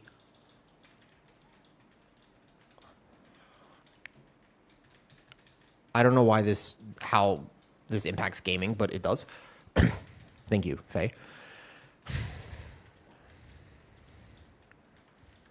Let me think about if I have the mental wherewithal to talk about the thing I actually wanted to talk about. I'm debating it right now. It's kind of there. The thought's forming. I'm debating it. No, you can't. Yeah. This guy is stuck now. You have to kill him in this area. They did make a wall here, yeah. I don't know about this change. The other changes here, though, are fine. Debate harder, because now you want to know.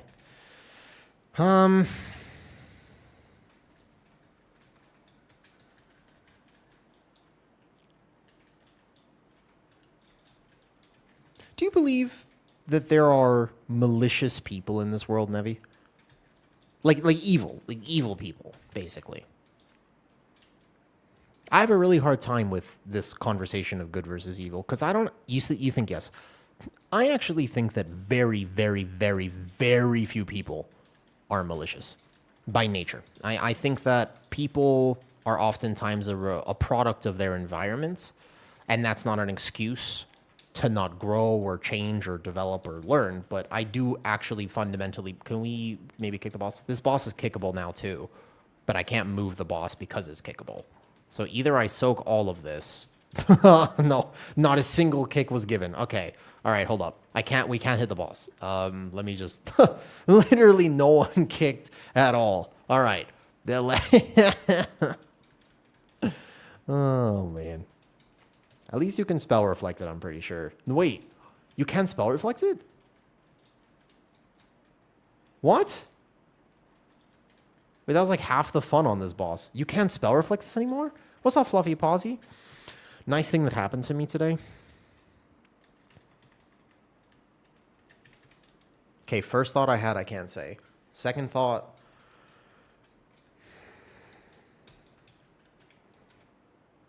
Nice thing that happened to me today is, although I don't feel very good physically, I think my health is a little bit frustrating right now, to say the least. I think I did a good job being the type of person that I would like to be. I think that I have honored a certain level. Today, Fluffy Posy, I have decided to stay true to who I would like to be as a human being. That makes me happy. That's the good thing that happened to me today. I think this morning I could have been complaining a lot more. I had my work.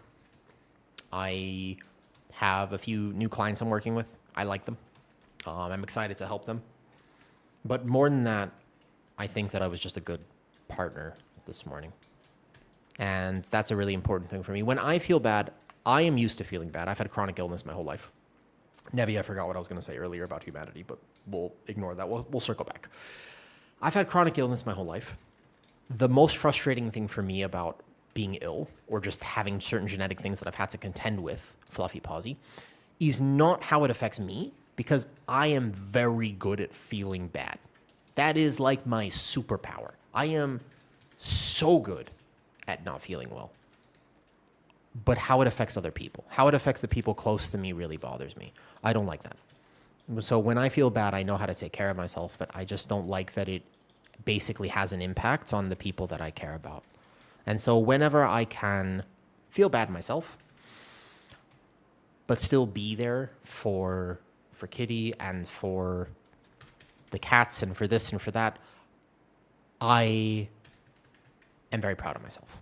That fills me with a real sense of accomplishment and pride and joy because I get to be... That matters more to me than just feeling good. I obviously would like to feel good as well, but at the end of the day, I can't always be in control of that properly. What is your IRL job anyways? Oh yeah, no, I've been working in health and fitness for over a decade. Nowadays, I get to work with people with pretty cool medical conditions, Nevi. So either people who are very obese or very underweight as well. I get to work with people who need help and oftentimes have not received that help from the modern medical system. So that's really cool. I have a lot of pride in the fact that I'm able to make a substantial difference in people's lives by giving them information that honestly everybody should have access to, but it just isn't widely accessible, and then helping them through it. Looks like it. I wanted to see Windwalker too. I haven't seen a lot of Windwalkers. Warrior Mountain Thane does not feel good. I know that I'm not playing... I should get the neck and should get the weapon or whatever, but this damage is really bad. I know, I mean, my ping is a little high. It's not actually not high right now. That is impressive and also sounds so helpful and caring. Oh, he's back. Nice. We can keep going. You know, if at any point in your life you have ever felt like a burden, then you know you can't always just wake up one day and decide not to feel like that. But if you can help other people, it lessens the burden a little bit. If you can make a difference in other people's lives, Nevi, it makes you feel, just gives you a little bit more passion, a little bit more reason to get up. And that's something that's important to me, is just being able to help people. Yeah.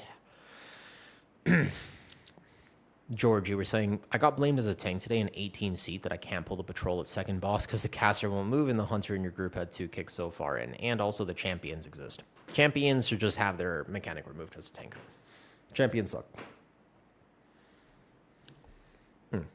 We can reset this key real quick. I can play Colossus and see how that feels. Can reset once. No problem. Dude, why is my damage so bad though? Yeah, no problem, no problem. Fluffy, what's one good thing that happened to you today? Nevi, I wanted to start this habit of just asking people what's one good thing that's happened to you. I don't feel fantastic, but that was a pretty impactful thing.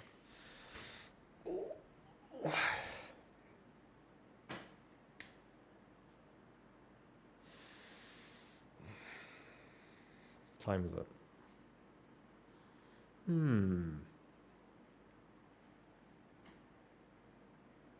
Wonder if I'll go out today. I wonder what I would do if I go out today. Interesting thought process. What the fuck?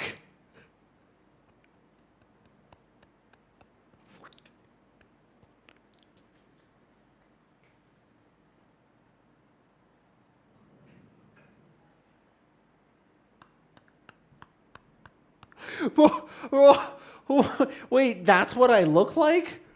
What the hell? I just checked my general Discord. What the f is this? That's what I look like? Bro. What? Wait. This whole time, that's what I look like when I do that?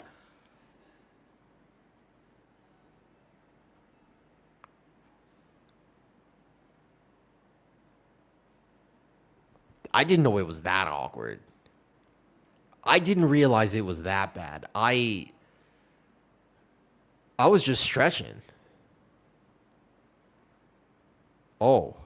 Yeah, that's awkward as hell. I see why now people were commenting on it. Yeah, that makes sense. Yeah. Well, there you go. How interesting. I need to compare. He's doing 18s, I think. I don't know if he's doing 15s. I mean, if he wants to come, he can, of course. But I don't want to play Warrior. If he's in here, I'm not playing Warrior. Dude, Warrior doesn't feel fantastic. I think it just needs tuning, the same thing. Oh, yeah. How's first kid? What happened, Fluff? Do you mind if I ask? Good promise that they will cover it. What happened to your kidney? You mentioned you were in the hospital for a week and that you were 37, if I remember. What happened? Storm Wolf. What's up, Storm? Storm. You know how I have a genetic condition where I go like this? You can ask him, Cape, if Pekka wants to come. You know how I have a condition where all my joints are a little bit weird? I go like this. You know, my joints, they go broop, broop, bloop like this. And I'm a little extra bendy. Sometimes I do weird stretches, and somebody recently screenshot one of the stretches that I was doing earlier today. You didn't know that, Zeralian? That's why I do weird stuff. Because my body is it just functions a little differently than other people's bodies. It's not the end of the world, but yeah, thank you, Storm. I've been feeling a little off.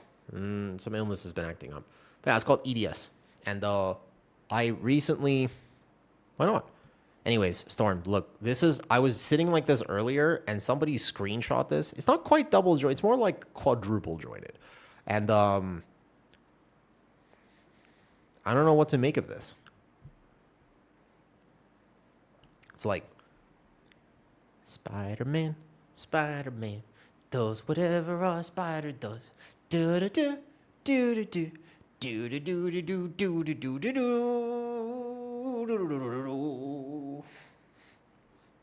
Sometimes I feel like I chose the wrong career because I could have just been a singer.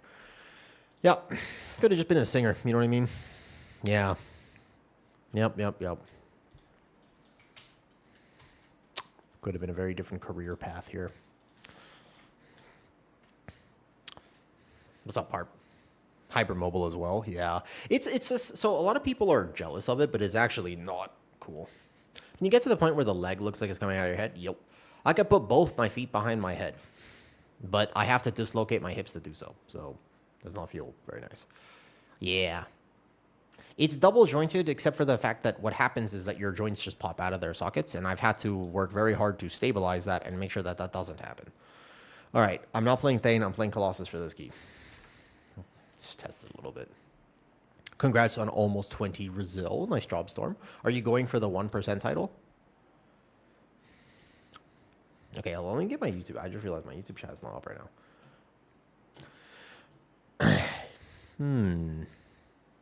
Hi, Grizzly.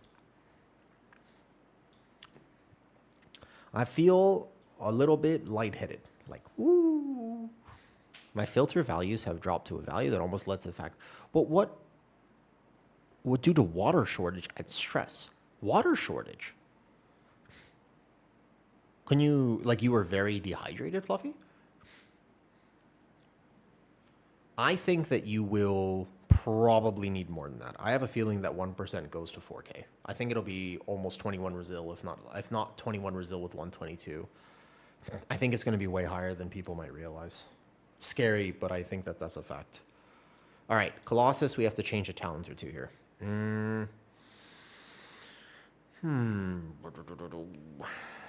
don't know about exactly what talent setup I'd like to play for Colossus. I feel like you really want Booming Voice. I'm just not sure what I want to drop for it, though. If you think that's on NA, dude, I think so. Because of the way that Brazil works and just how you can help your friends get it. Don't you think so, Kami? Or you think it's going to be less than that? I don't know. We could just try this setup. I'm a little tired right now. Wah.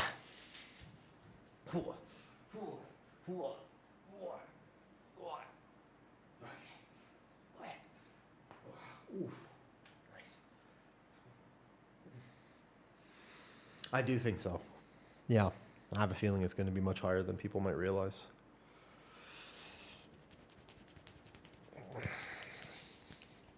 You know, if I had infinite money, I would hire somebody just to be like a head patter.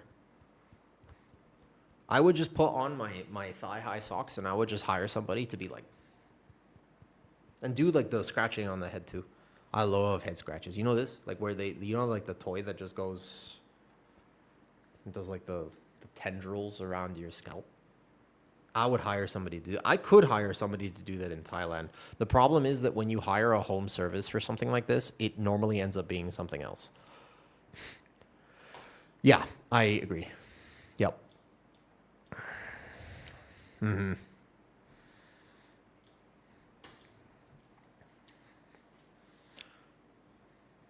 Silver, can I ask you a question? If you were to try to get the 1% and you missed it by 20 points, would you feel like your season was wasted? How would you feel about that? Like, let's say that you ended up being like 20 points. But 6 weeks, 14 hours, no day off, and heat, right. Fluffy, what do you do for work? What were you doing for work that was that impactful? That's a lot. That's a lot. 6 days a week, 14 hours? I didn't even know that was, I think that's illegal in most countries. I don't feel like it would be wasted. It's the first time you're trying to push keys. I wonder how many people will feel as though their entire season is actually just bricked because of this. I actually do wonder. I think it'll be I think it could be problematic. Also, I want to order a milkshake today. I would like to order a milkshake. I think that's probably what I should do. Hello, Ronio. What, in your opinion, is the best tank for Season 2? In terms of what's going to be the meta tank, I can tell you that on PTR, there is one tank that is simply better than all the other tanks. However, it's going to get nerfed, so I wouldn't make a decision based purely off of that right now. I would wait for the next tuning pass, for sure. But also, Zer, what key level are you trying to get to? A better question would be, tell me what your goals are for Season 2. I don't think so, Kami. I don't think so. Right now, it'll be a prop pally.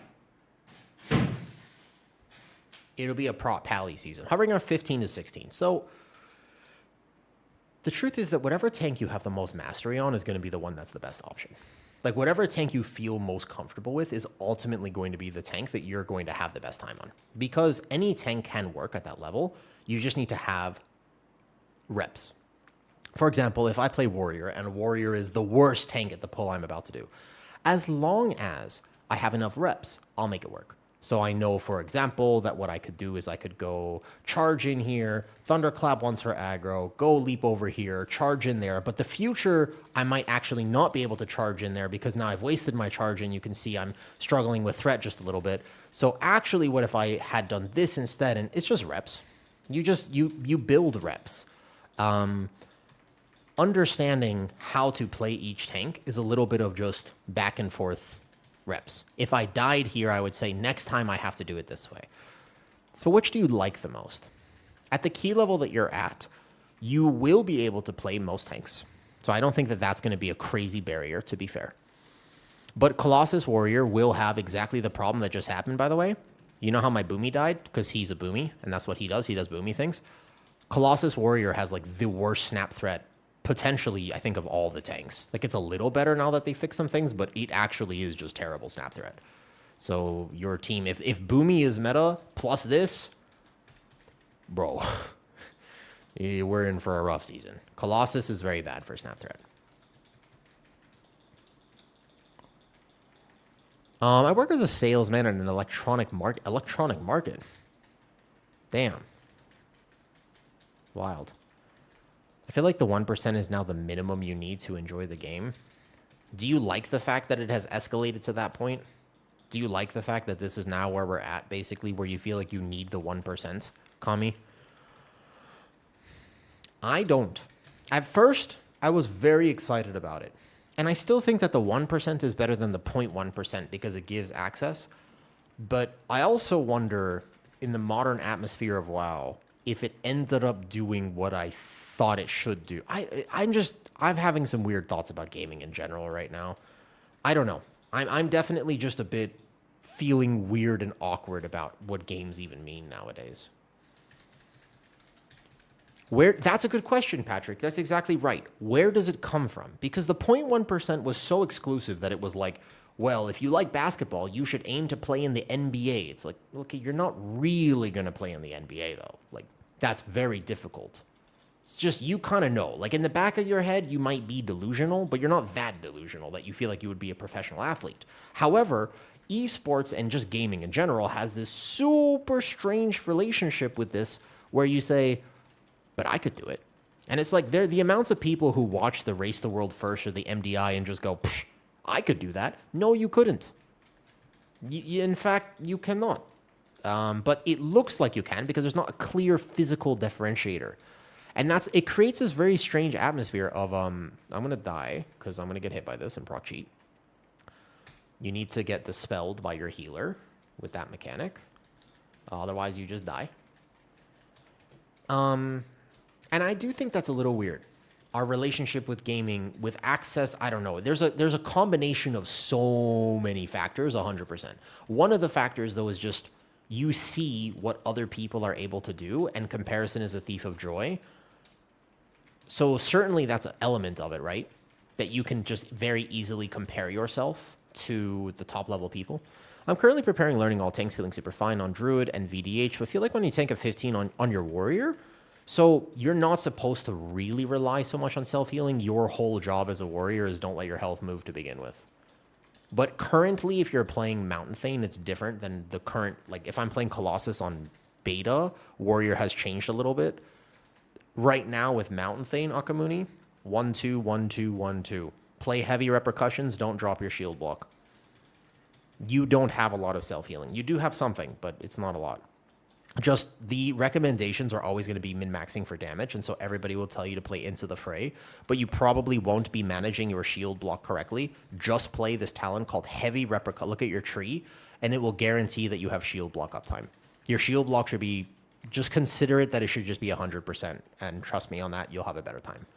That's one of those talent choices where it is technically, if you are a super experienced warrior, something that you don't have to play, but you should. Because it'll help you. And you'll just feel much better. I think. Make sense? Do I save this? Oh my god, there's a caster. Why is this here? Okay. That could be interesting. Where did this guy come from? Yeah. I think that's one thing. So shield block needs to be 100%. It's not like a part-time mitigation. Also, Fluffy, sorry. I hope that your job at least pays you well and rewards you for all that. That sounds like a lot of effort. And anytime I hear of any employer, which is unfortunately very common, trying to save money and sacrifice your health to save money, I don't know. It feels wrong, right? Like it feels bad, but it unfortunately is just a reality of the world. If you don't own the company, you don't really have a lot of say in how things go. Yeah, so right now, Warrior is the... Oh, man, I need a spell there in the future. Warrior is the slowest version of itself that it's ever been.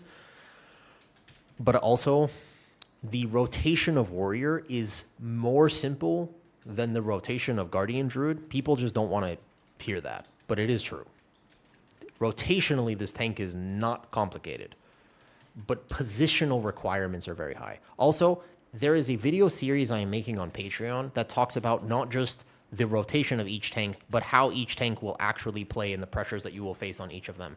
I just made one for Warrior yesterday, and the reason I wouldn't play this tank in a season is specifically because of that video. They are for YouTube members and for Patreon people.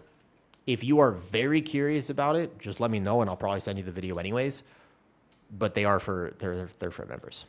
The YouTube membership, I put it wrong when I made the thing. It was actually just I put it at the wrong number, so it's like $2. If you cannot afford a membership and you ever want to see like one of the videos, just tell me, and I'll just probably send it to you. I feel like it's so awkward how little the games explain. Yeah. There's in the Warrior Discord every season, there's a list of what you can and cannot spell reflect, and sometimes it's super awkward and super weird.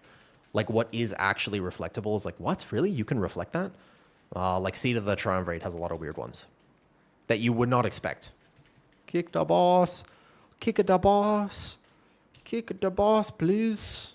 Oh, I cannot hit the boss. Thank you. But it's not you. If you feel like your health is dropping, this season is also just particularly unfriendly to Warrior. That is also an interesting aspect of it. Is just like this season 1 of Midnight Akamuni is really, really rough. Like the Nexus healing absorbs for Warrior, clap you. Very frustrating to be a Prot Warrior Nexus. Or first, even the bleeds, any Alcathar Academy, this, etc. Right? Yeah. There are some weird ones that have existed for Spell Reflect. Luckily, I was spending your savings on additional education. Nice. With the option of remote work. I'm very happy to hear that, Fluffy. That's good. Remote work is overpowered. If a spell has an interruptible cast bar, that is significantly not how it works. What's the weirdest spell reflect I think that has existed? Maybe the most powerful one is still Neltharian's Lair.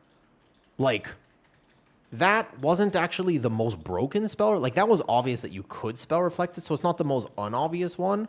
But Neltharian's Lair, the fact that you could just casually reflect, if you did it on the exact timing, you had to be global for global perfect on it. Oh my god, I'm dead. Because of the kick. I don't like this new change to this area. That's why I died there. There's a stop that you need to get the stun, otherwise it claps the tank. That was a funny mechanic. That probably shouldn't have existed like that. Put a sound cue. Not enough people play Warrior for them to actually design the game for Pro Warrior. It's a pretty quintessential tank, but I would imagine that way more people play like Paladin and stuff. Also, hi, Captain. I don't think Pro Warrior has a crazy representation. It's a very weirdly punishing tank for how simple it is. It's one of those tanks where it shouldn't be as punishing as it actually is, but because of just how unexplained basic tanking skills are, you are in deep danger as a Pro Warrior if you don't actually know the fundamentals of tanking. And the fundamentals of tanking are literally not explained anywhere in this game.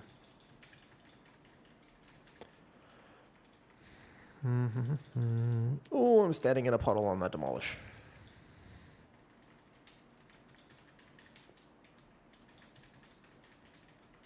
There were a lot of weird spell reflex that just shouldn't be coded as that. There is less one tricks. Please kick, please. That shockwave was rough. So that mechanic right there, that's a ran video. That's a ran video, 100%. I don't think that that's wise to put that in the game. It's not actually a difficult, like it's not crazy, and it's better than having spam bolters. All right, here's one of the changes they made for Ruby. I'm going to make this a video probably tonight, actually. It needs to be talked about. This flaming barrage. Here's the thing. I have died twice to it today on different tanks. Okay.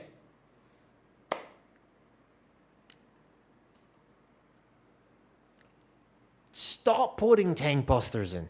When you bring back a mob, I tell you what. Give me ask you a question. In this ring area, the Infernos from the big guy is a massive AoE. There is a kick on the big guy, and there's a bolter in every pack. You know the guys that used to one-tap you if their AoE cast went off? You remember that?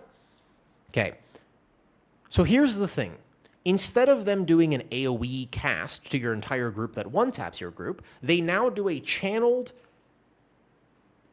magic hit on the tank. The longer it channels, the more damage you take. Just let them do nothing. Just let them do nothing. Just put them back in the game, make them do nothing. They melee. That's it. Why are they so resistant to putting a mob in Mythic Plus that just melees you? I don't understand why every single thing has to have either a tank buster or a DPS cast or a this or that. Just make them melee. Because, like, I shockwave, but I shockwave a second too late, so I died. That's actually what has killed me. And on my blood DK, I also died because I was walking to the next thing, and there were two, and they were like, oh, you got hit by a circle. It's like, no, they were both channeling on me, and no one stopped, kicked, or anything. You have to CC it. It's not a kick. It's a CC. But why? Who does it help? It hits their current target. The only person it's going to hit is the tank. What's the point? That's what killed me, by the way, Chess. Both times there.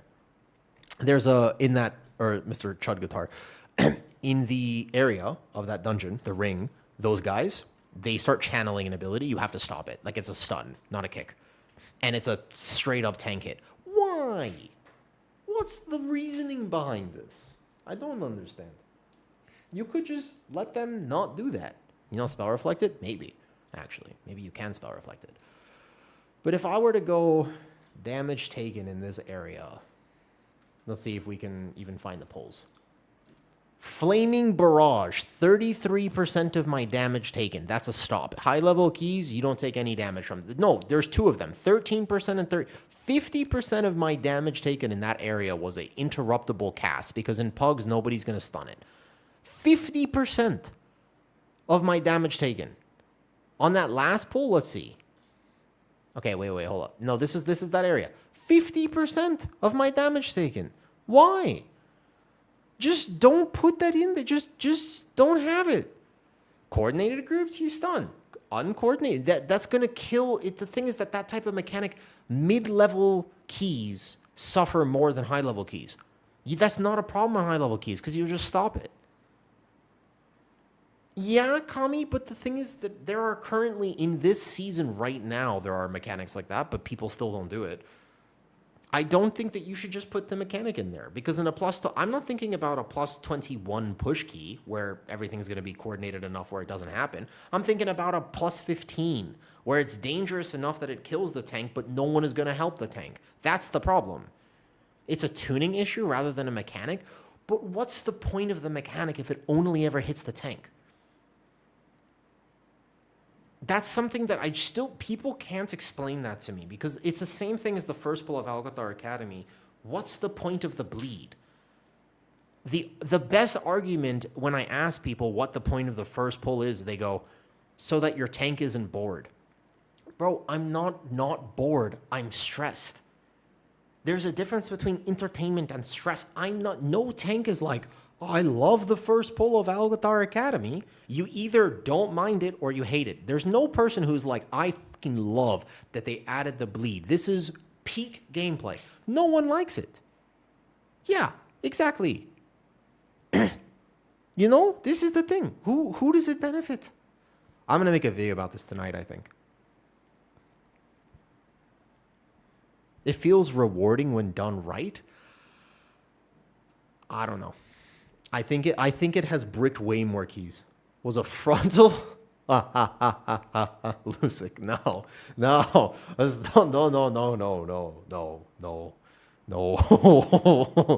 What if it was a frontal? Oh boy. No.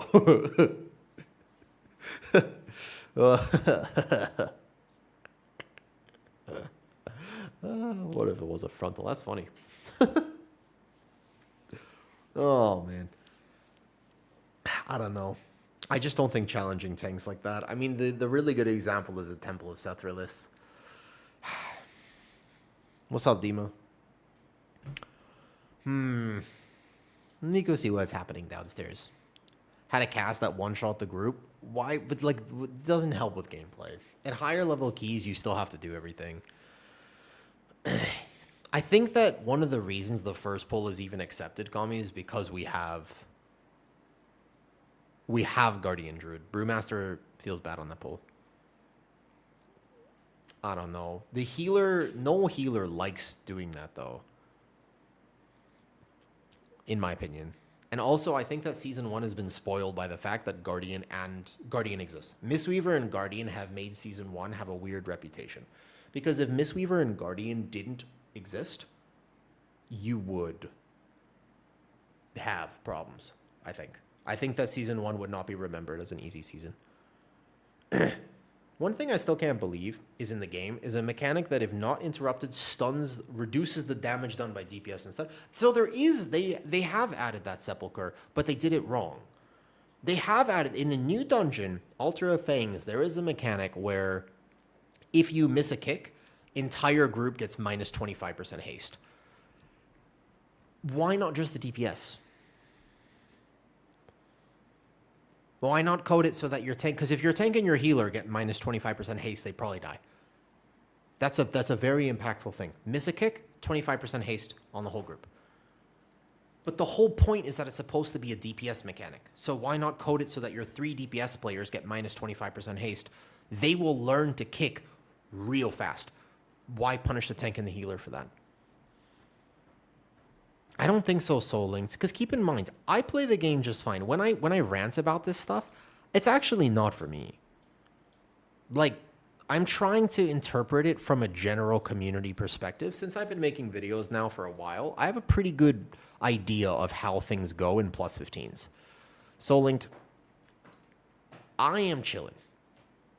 I have the way that I interact with WoW is I memorize the entirety of the dungeon and can tell you pretty much exactly what I am doing at any point before I even walk in. I could tell you my entire rotation right now for Algothar Academy.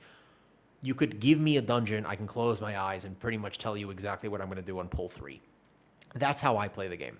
So it's not really an issue for me, for what it's worth.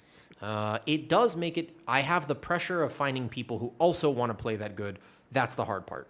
So I find that when they make mechanics where my whole team has to interact with it, I feel it as punishing because I might have that level of effort, but I don't expect other people to have that level of effort, and sometimes the skill parity isn't quite there. But ultimately, I do keys just fine. I was fairly competitive early this season. I stopped where I'm my 4K in May, and I'm good. No need for the 0.1% title. It's not actually about how it affects me. That, by definition, is either 0.1% or 1%. That's the very small percentage of the player base.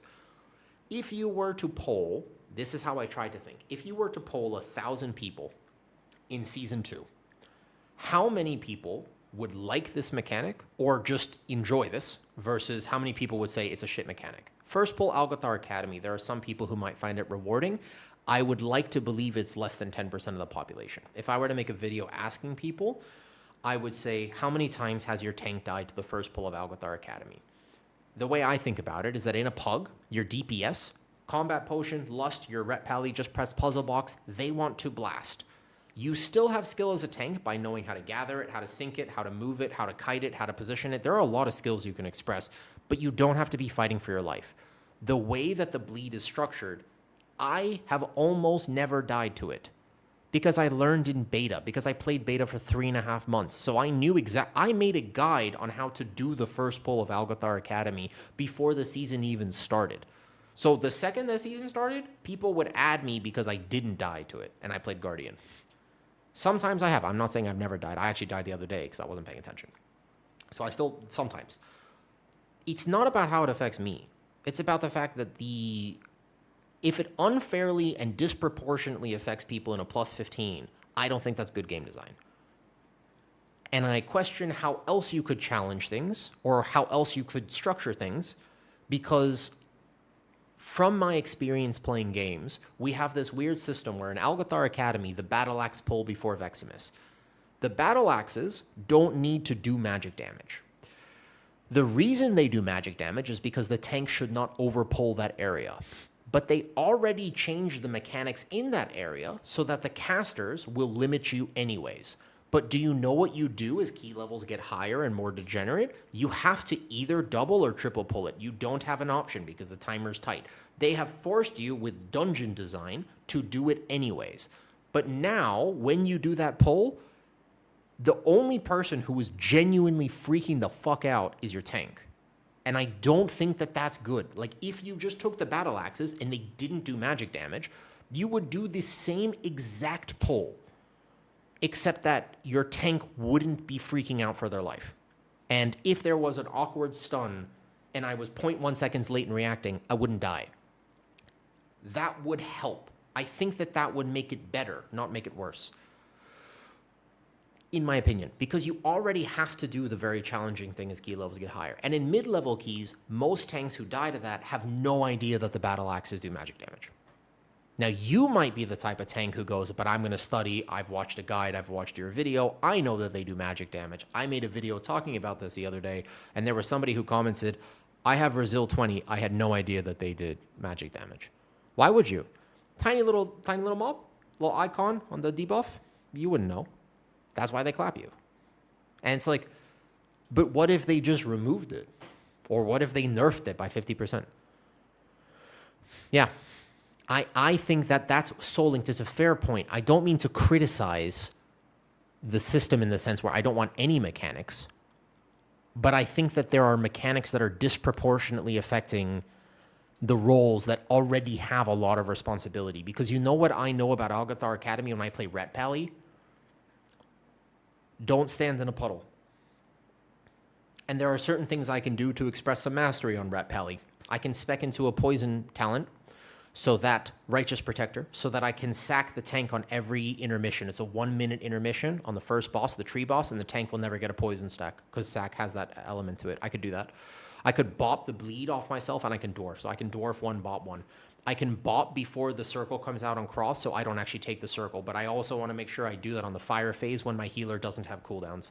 Or if I think the fire phase will last 2 seconds because I've synced my things right. What do I have to think about? I don't have to think about the foragers because they do physical damage, not magic damage. And so I'm a plate person with extra armor, so I don't take any damage from the foragers. But if I was a warlock, I'd be worried about getting one-tapped. A way to fix that mechanic is not to remove it, but also just to make it magic damage, make it even. If you took the foragers and instead of doing a physical leap, they actually just did magic damage, like nature damage, because that's how the first pull works. The first pull in Alcathar Academy, the little darting stings, if they did physical damage, that would be fucking terrible. They don't. They do nature damage. That's also why when they start enraging, the only person that enrage affects is the tank. The longer the first pull is alive. Did you know this? The first pull of Alcathar Academy, the bees, they get a stacking rage effect on them. The rage effect increases their physical damage done to you. It just says increased physical damage done. The leap out is not physical. That's why your DPS don't take a lot of damage on that pull. But you do. You could mass sue them. If I was an evoker and I was playing Overawe, I could mass sue them. I could also do that on the birds to help you out. If I was playing an Aug Evoker this season, I would probably spec that and try to help you. That would increase the success rate of my key. I guarantee you most evokers don't know that. One thing I wish people did in key groups when they fail is to have a short powwow. The problem is they don't do that, Zeralian, because right now we have a weird community in WoW where we're not working together to solve a problem. We genuinely have this, and this is a real crux of an issue here. And that's why I'm talking so much about game design, because the game design will contribute to this. Read the rest. Okay, hold up. Too many just leave without saying anything, or they have a ridiculous crash out. I agree. I think that we need to get back to a sense of we're working together. Let's attack a problem together. Like there's 5 people. We are on the same team. I swear people treat Mythic Plus like PvP. Like we're not on the same team at all. We're at odds with each other. I think it's problematic. Mostly done with calls for the day. I can go hang out downstairs then. You want to come hang out, Kitty? How's the house? Does that make sense? Soul Linked, did I answer that question well enough? Because I don't mean to say that I don't want any mechanics and I don't want any challenge. I want the challenge to be proportional or just think about how it might affect the general community. And maybe I am talking out of my ass because I am not the general community. I'm not. I am not representative of the player base, but I'm trying to understand where people are coming from because I am at this weird middle ground where I also wasn't playing Folio. I'm in this weird spot where I have been playing WoW for long enough that I have enough of a network where if I want to do things, I can do things and I have access to do things, and I also stream now, so I have a lot more access than I even used to. I play the game with higher ping, but I've also pugged. I've never really had a static group to play with. I've had a 2-stack at the beginning of the season, which was really nice. We had a little 3-4 stack going, and then that fell apart. So I've been pugging. I pugged almost all my keys, which means I had to go through the process of pugging those keys, which means I understand what that is like, and it sucks. There's a lot of things that I've had to contend with. I believe that I have a much better and healthier appreciation for what you go through compared to many streamers who don't interact with that system well enough. Like, for example, if you have Brazil 22 and you list your key right now, you don't know what people go through. That's not pugging. If you have Brazil 22 or Brazil 23 and you list a key, you're not pugging. You are already limiting yourself to a very small percentage of the player base. That's not pugging. You have to try go do plus 15 to plus 20 and seriously commit to it for a while. And you will see some absolute atrocities. But that's because a lot of the times those atrocities are committed because 2 reasons. 1, people don't understand the mechanic to begin with, but also 2, because there's just a fundamental disconnect with how we're all playing the game. Most people are playing the game. I find that a lot of times when people make those mistakes, it's because they're chilling. And I ultimately think that that is actually the reason why it happens. I think it's because people are chilling.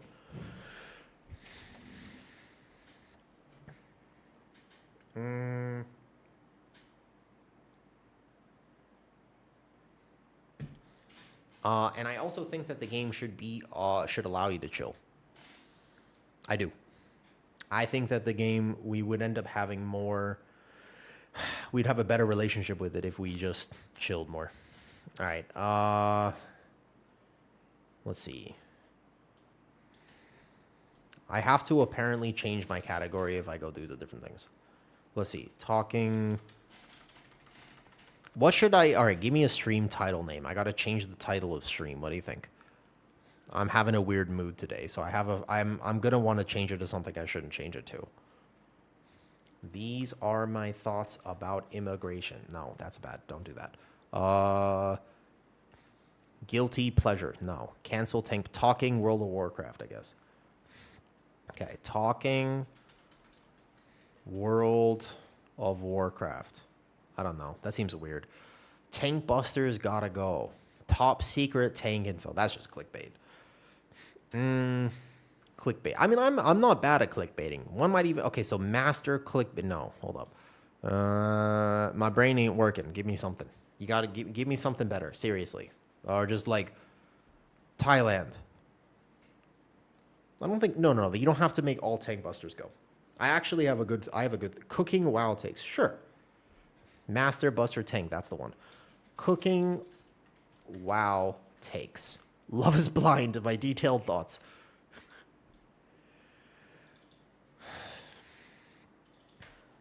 Okay, so I have to change it to just chatting, but I'm a little sad because I'm not allowed to have a hot tub. And also, I'm probably just going to disable YouTube because I don't know how to get this right. It's just chatting or no, it's IRL. No, it's just chatting. It's fine. All right. Okay, good. Done. Stream info update. I'm going to just exit the Thai stream. I think I'm not allowed to be streaming on YouTube during this because I don't know how to read the YouTube chat at the same time. So if you're watching on YouTube, just come say hi on the main stream. Let's go. Oh, that's the wrong thing. No. I have a cook about how you do tank busters in World of Warcraft. You let me know what you think about it. I will tell you momentarily because I have to go get something from downstairs. It has to do with the cadence. Again, soul linked. Participate in this conversation. Cadence. You might think to yourself, what does cadence mean? And I would say, you know what? Never mind. Enjoy your Ret Pally. 1 second. I'll be right back.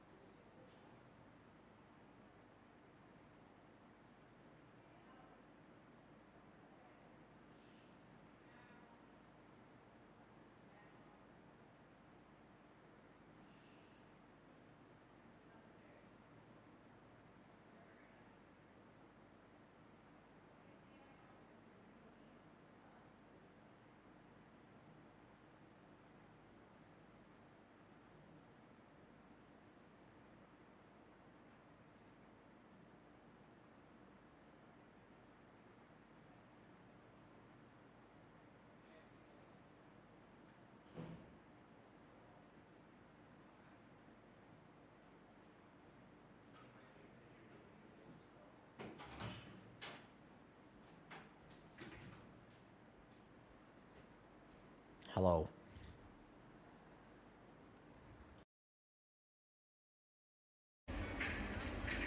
No, they can't. Nice.